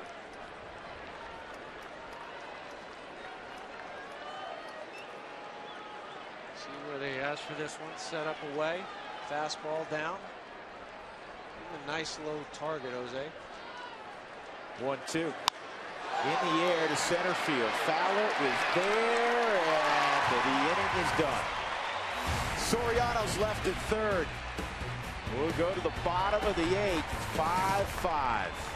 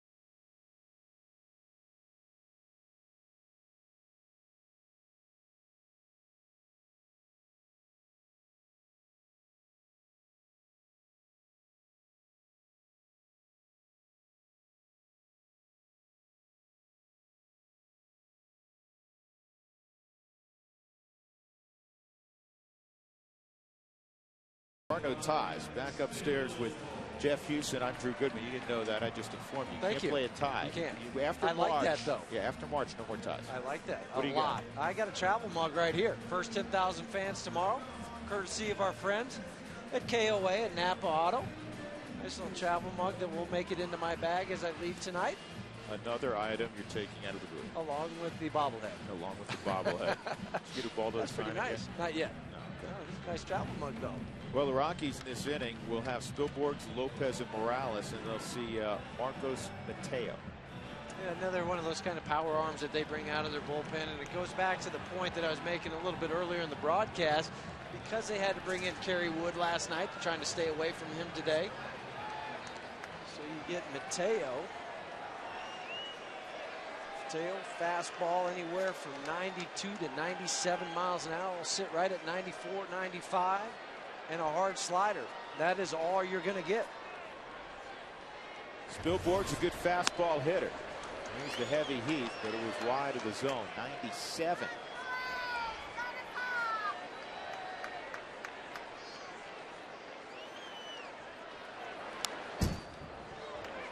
96. That's illegal unless you're on the Autobahn.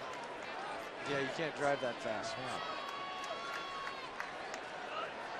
Yeah. Guys that can throw that hard, though.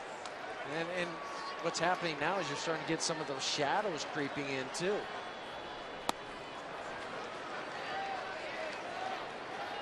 One and two. Spielborg struck out in his first at bat in the 6th inning. Again, in there for Seth Smith. Had to leave with tightness in the left groin area. And this gets redirected. Castro's not going to have a play. And an infield hit. The Rockies are collecting a bunch of those of late. That's their 4th infield hit of the ball game. And the leadoff man is aboard the bottom of the 8th, and he's got some speed as well. A little hard area right in front of home plate. Mateo whips his arm around, goes off it. Castro tries to make it. I want to tell you something. If Barney doesn't catch that ball back there, you're going to get a double on that, because Ryan's going to be able to go all the way to second base because it had that topspin, and as deep as Bird was playing, that's a leadoff double. Smart play from Darwin Barney. Got an idea for you. Well, that's one idea. The other idea is that bunt and foul. Running out of strikes now, but it is hitting and running with Lopez. Decent speed at first. Lopez struggling, kind of force him to go to the right side. I would say yes if the guy wasn't throwing 97. And it's tough to bunt 97. That's why he threw the first pitch slider. But it's hard to bunt and hit and run throwing that hard. Stay fair. Well, 2-strike count now on Lopez. This copyrighted telecast is presented by authority of the Colorado Rockies. It may not be reproduced or retransmitted in any form.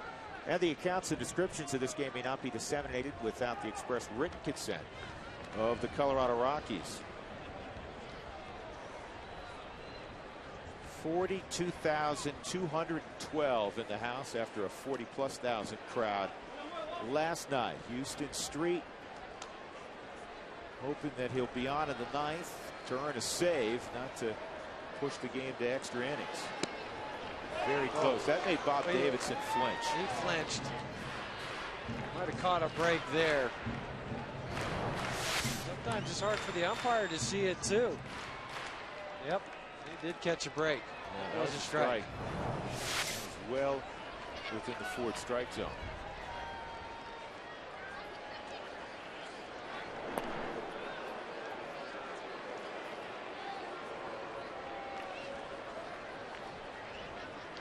Maybe Mateo just buries one into the dirt and gets by Soto. Allow Ryan to get up to second base. And anticipate a ball in the dirt if you're at first. Long drive that is going to get down and then kicks away for a moment from the right fielder Fukudome. Lopez safe at second. Second and third, nobody out.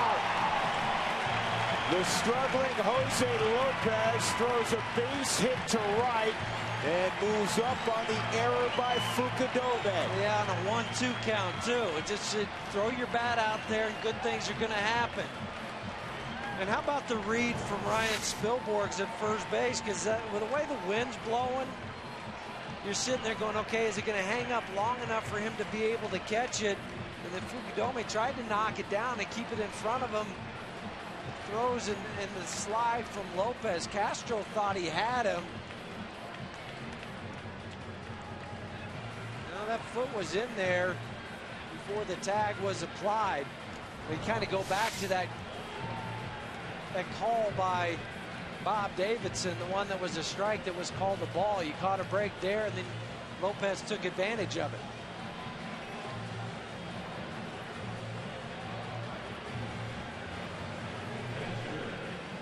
Haven't scored it officially in error. I just assumed, it's kind of a tight. But I think it's a double. The more I think about it, especially after watching the second time, he's coming hard, trying to maybe make a shoestring catch. And now they are officially scoring as a double. It should be. I agree now that I've seen it, and you're right, Huey. So it's a straight double for Morales. Lopez just fighting that ball off, and then when he sees it get by, that's when he picks it up a little bit. No hesitation once he goes around first. Jose Morales takes a strike. Cubs have to pull the infield in. Second and third, nobody out. Ty Wigginton's come out in the on-deck circle. You're not playing quite all the way in at second base and short because you want to try to give yourself a little bit more range. Now it's a different situation for Lopez than what he had back in the fourth when he was able to hit just the ground ball. He had a good swing there on a slider. Now he's behind 0-2. The whole key in these situations, Jeff, put yourself in it. You got to get the ball in play somehow, somewhere. Well, even with the infield in, sometimes, you know what, all you can do is hit a ground ball and you hope that it finds a hole then. Because right now, trying to lift the ball to hit that sac fly is really out of the question because you're at the 0-2 count. Maybe you get a swinging bunt again. And Morales, we talked about a two-strike approach. He's got a stance that looks like a two-strike approach from Jump Street. And he's choked up on the bat just a little bit, spread out, so he's not thinking of anything but trying to get the barrel to the ball as quickly as possible.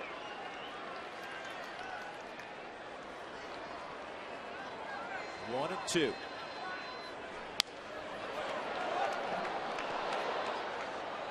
Jose a single in the second. He battled and produced an RBI ground out, went behind in the count in the fourth inning, and he walked in the sixth. I think the one pitch that kind of is taken out of play, though, is that buried slider right now. The outfield is shortened up.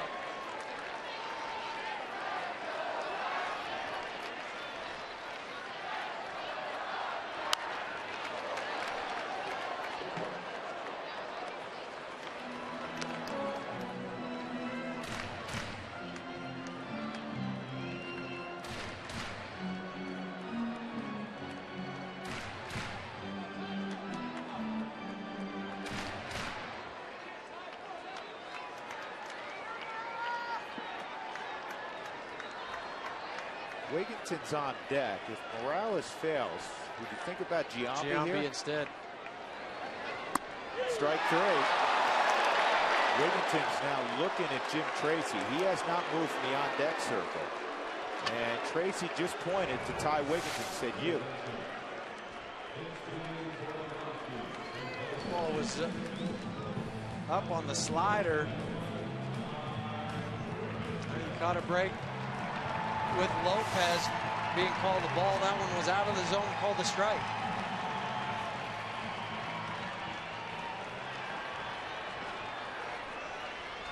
Giambi, a lot of times you can't see him because he's down a flight of stairs swinging the bat. This ball's fouled off.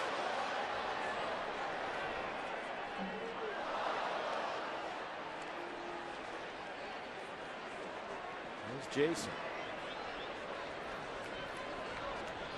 Well, maybe Jim's thinking if he puts Jason up there, they're not going to let him swing the bat. So then you're going to walk the bases loaded. But again, you know, that's a beautiful part of this game, the chess game. Then you have Dexter Fowler behind him. Now you force the defense to up the middle, move back to double play depth, and he's a very difficult guy to double. Wigginton with a one-strike count. And a pitch out over the plate. And he fouls that back. Second and third, one out.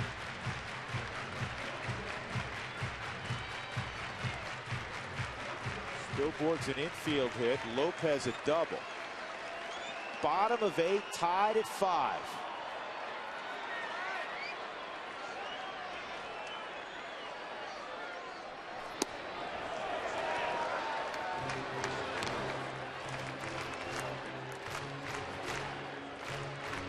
Rockies could obviously use a pinch hit this year. Just 1 for 21 in that role.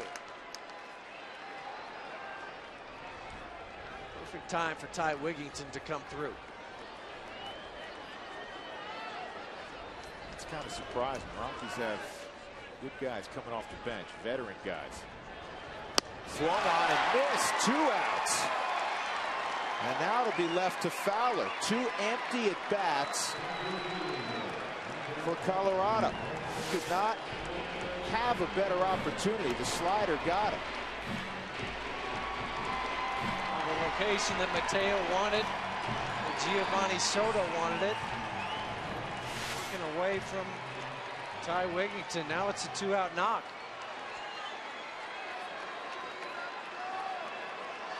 Dexter will try to pick up his 2 teammates.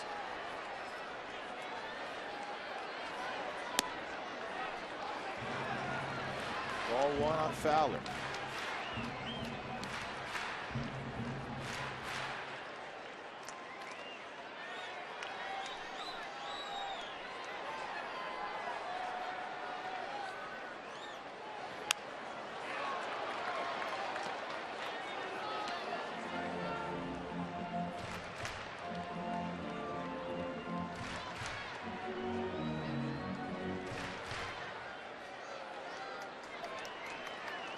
Bill Borgs will continue to get a good walking lead, hoping for a ball in the dirt. Boy, that's a pitch that Dexter typically fires at. That slider down and in. And he read it well, and it's a ball. Even with the shadows, he was able to see it, lay off of it. And now you're back into a better hitter's count. 2-2. So the Rockies, going back to last night, 1 for their last 21 with runners in scoring position. 1 for 12 last night. And in this inning, you didn't even need a hit. Nope. The sac fly. Ball that the infielder had to run for a little bit. 2-2. And a base hit to center field. That'll score 2. Dexter Fowler digging for 2. A double for Fowler. What a big at bat from Dexter. 7-5 Colorado. How about that dugout? They tried to go to the well one too many times, Drew, with that slider down and in. About staying on a pitch and driving it where it was coming from. That's what Dexter did. Not a very big stride. Yes, right out of the box. He knows it's a base hit. No better feeling for a hitter. Mateo knew it. 2 strikes and a hustle all the way around now into scoring position again. What it should be exciting. Yeah, what an enormous at bat for Fowler. 2-2 count, and Johnny Herrera with a base hit. Here comes Dexter. The throw from Fukudome. Not gonna get him. Herrera to second. It's a 3-run lead. And Johnny Herrera has a 9-game hitting streak. Dexter Fowler will be the toast of that dugout.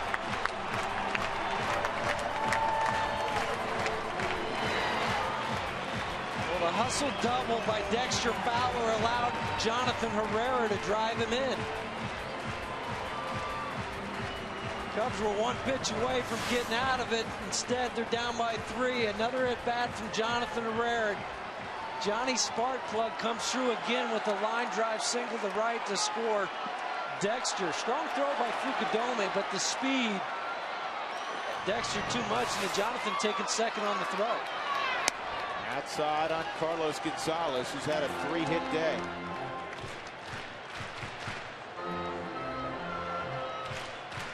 Boy, what a clutch at bat for Fowler. Just the reaction of the crowd, too. That's 42,000. Good feeling.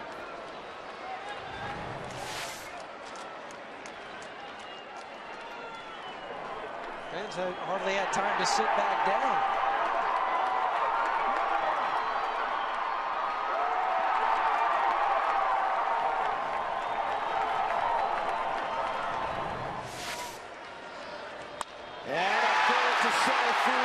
The Rockies blowing it open here.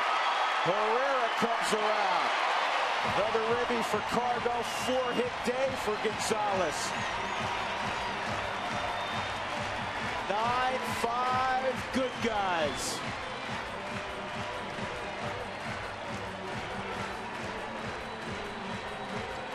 was only a matter of time before Carlos was able to throw out and string a bunch of hits together. A couple easy hits. Now another line drive back up the middle. It's the same spot that Dexter hit his ball. You could see and feel the air going out of the inning. The Rockies have Spilborghs at third, Lopez at second. Morales is battling away, and then he gets rung up on a pitch at the top of the strike zone.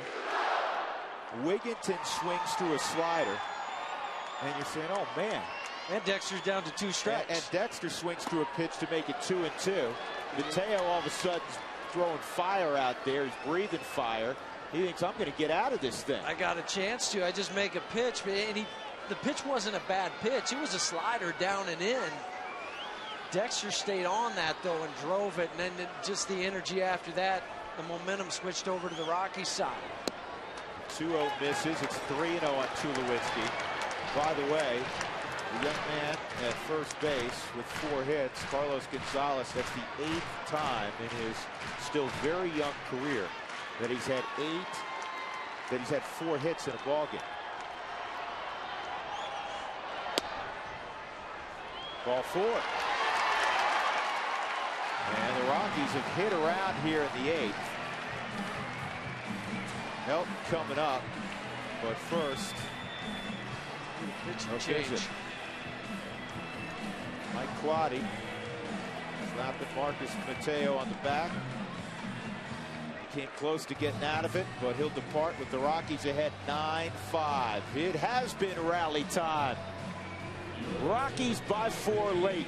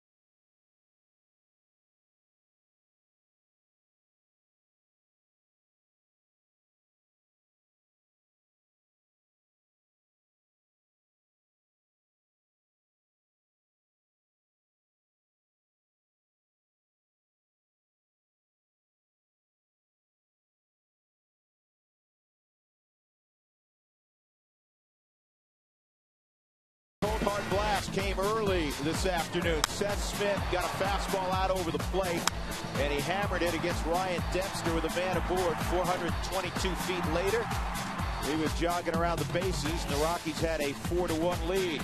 Our Coors Light Cold Hard Blast. Rockies now have a 4-run lead here in the bottom of the 8th inning. Yeah, Alan Johnson made the start, his first big league start. And when he left, it was a 5-5 baseball game. He went 4 innings. He's soaking up every moment. Todd Help is at the plate. Help's 1 for 4. Robbed of a double his last time up by Soriano. A nice running catch that last inning would have given the Rockies the lead. Jeff Stevens is out there. He threw on Tuesday against the Astros, went 4 outs. He was recalled early in the season when Andrew Kashner went down with the shoulder. Started the year in AAA with Iowa, the Iowa Cubs. Fastball, slider, curveball pitcher.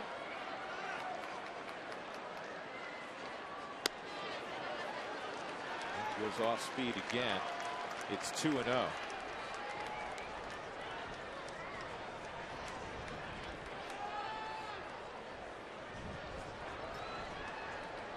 Cubs go home after the ball game. They'll open up a 9-game homestand against the Padres. 3-0. Let's see. Their friends from the NL West, the Padres, the Dodgers, and then the Rockies come in. Followed up after that by Arizona. Yeah, they go on the road and face Arizona.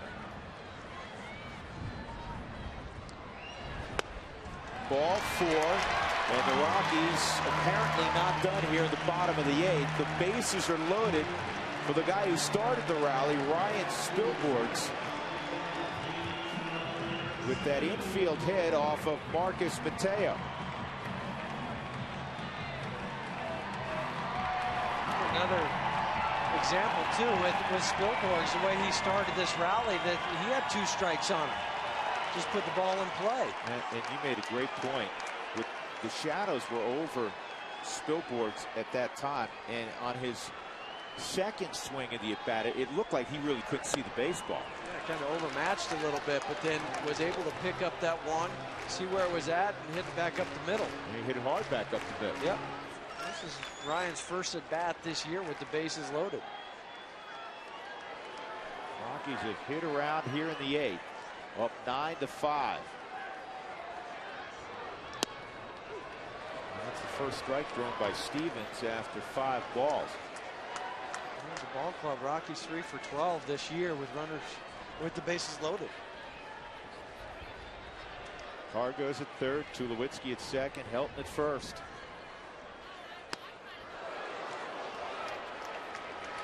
One and two.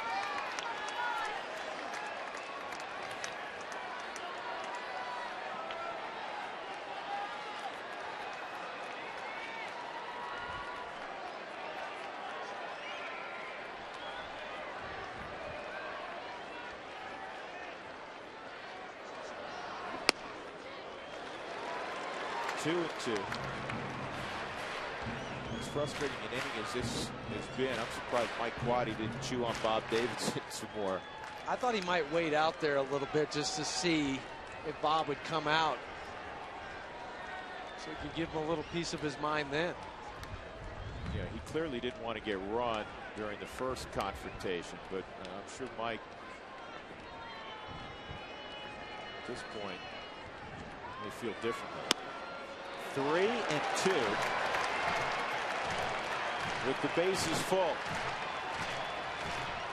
Spilborghs in his career, a couple of slams.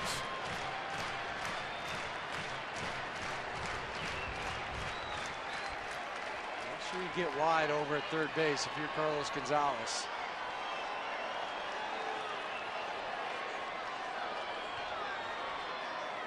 Here's the 3-2.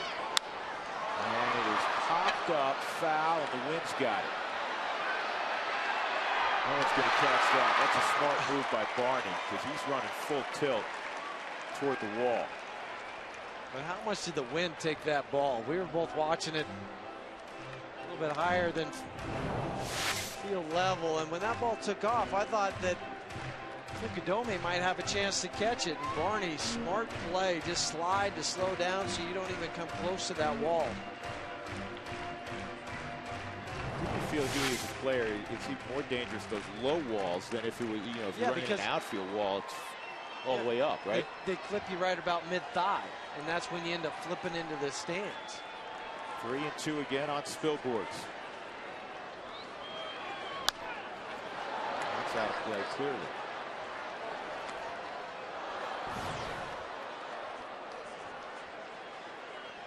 The Toyota post-game show. You can text in with Toyota Talk. We welcome all your thoughts on this one. This one kept you around for the full 9.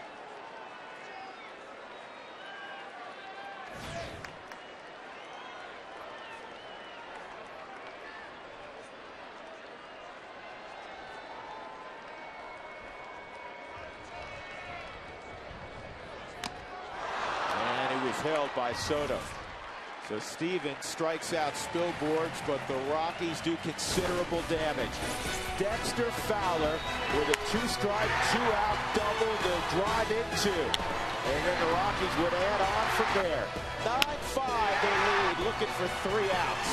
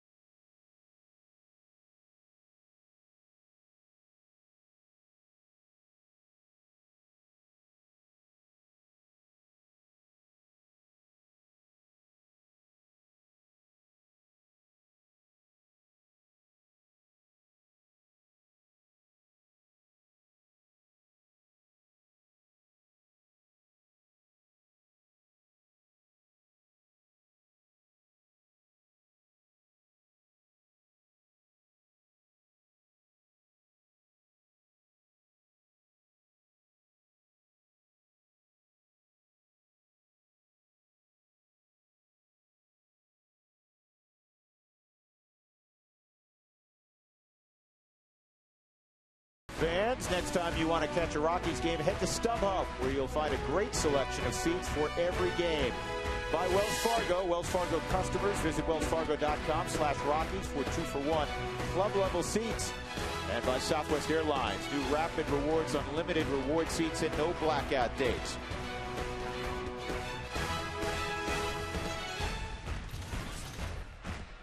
Time to check in with Tom Helmer for a Toyota postgame preview. 9-5, Tom. You got to like that 8th inning, huh, buddy? You got to like it. In fact, 8th is enough. We're hoping we'll break down the 8th inning as part of our highlights on the Toyota postgame show. Also, sweet relief. The bullpen has pitched shutout baseball. Hopefully that will continue with Houston Street here in the 9th. And we'll update you on Seth Smith, get the latest on his injury. It's all coming up, Drew, on the Toyota postgame show, which should be a raucous one. Dick Van Patten, 8 is enough, huh? There you go. You know it. Yeah, you flash back to the 70s for a moment. Every once in a while. There you go. Thanks, Tom. All right. Don't forget, Toyota Talk will continue, as Tom mentioned, during the entire postgame show. So keep texting in your thoughts on what Dexter Fowler did in the 8th inning. Houston Street, not a save situation. He's looking for the 25th, 26th, and 27th outs. And he'll get Castro, Barney, and Bird, the top of the Cubs lineup. He was already warming up out there. Now, I know it's not a safe situation, but this is a game you fought hard to get the lead. You had a couple guys yesterday come in and pitch, and they need the day off, so go to your closer today. Sometimes you have to use them in non-safe situations. 0-1 on Castro, who is the leadoff hitter this year for the Cubs. He's hitting .548, 17 for 31. I think, just guessing, Mike Quaddy tomorrow against the Padres is going to write Castro's name in first. And then the day after that, too, and the day after that. Yeah. Because now he's really taken over that spot from Fukudome. They just didn't want to put so much pressure on the kid to feel like he's got to do everything in this offense. I don't think pressure bothers him at all. Evidently not. 1-1 on Starling. And a base hit. So now he's 18 for 32. He just flat hit. There's a couple guys we talk about we pay to watch play. He's one of those guys.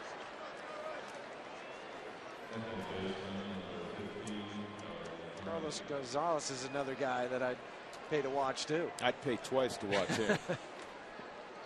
Darwin Barney at the plate. Hey, you know what we've got? I'll tell you after this pitch.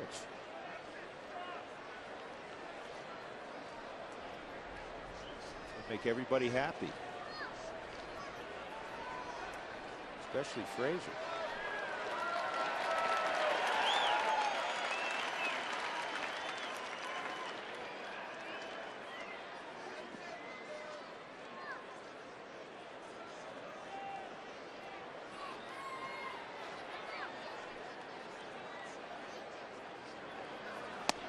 There's a strike. Huey, 9 runs. Yes. 2 more than necessary. We've got tacos. Fans, don't forget to go to your participating Colorado Taco Bell locations tomorrow between 4 and 6 and get your Rockies taco special. That's a steal. This is a foul ball. Only broken down.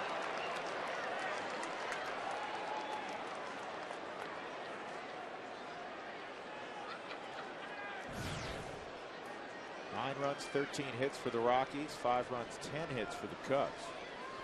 Trying to give the baseball. Please take it.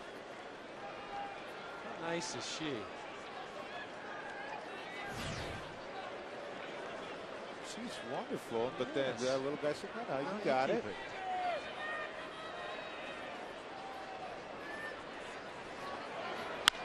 This is smoked. That's going to be double play. Castro red hit. Tulowitzki said, no, sir. Line drive to Tulowitzki and a quick 2 outs. The 21st double play on the season for the Rockies.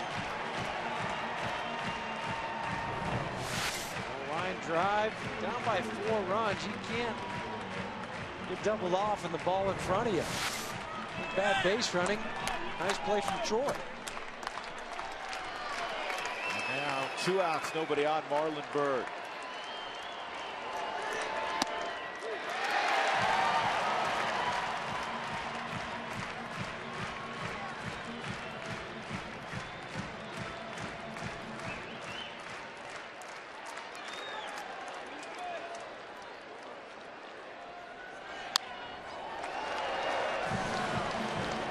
And an 0-2 count on Byrd. Giants come a-calling tomorrow. Make sure you get on out to 20th and Blake. And if you can't, join us at home. Beginning at 6 o'clock. That is going to be a blast. Bob Davidson runs out of there. Man, that's a late time call by Byrd. And that always upsets a pitcher, a pitching coach, a manager. Well, and realize this, that Bob does not have to grant it. He's already in his windup. He does not have to grant him timeout. Yeah, that's not a good That's a job bad call. there. I mean, his left leg is up. Well, but you could even see how Byrd put his hand up, realized that he was in his windup, was ready to hit. You risk an injury, and that's why the home plate umpire does not have to grant it. 1-2 on Byrd.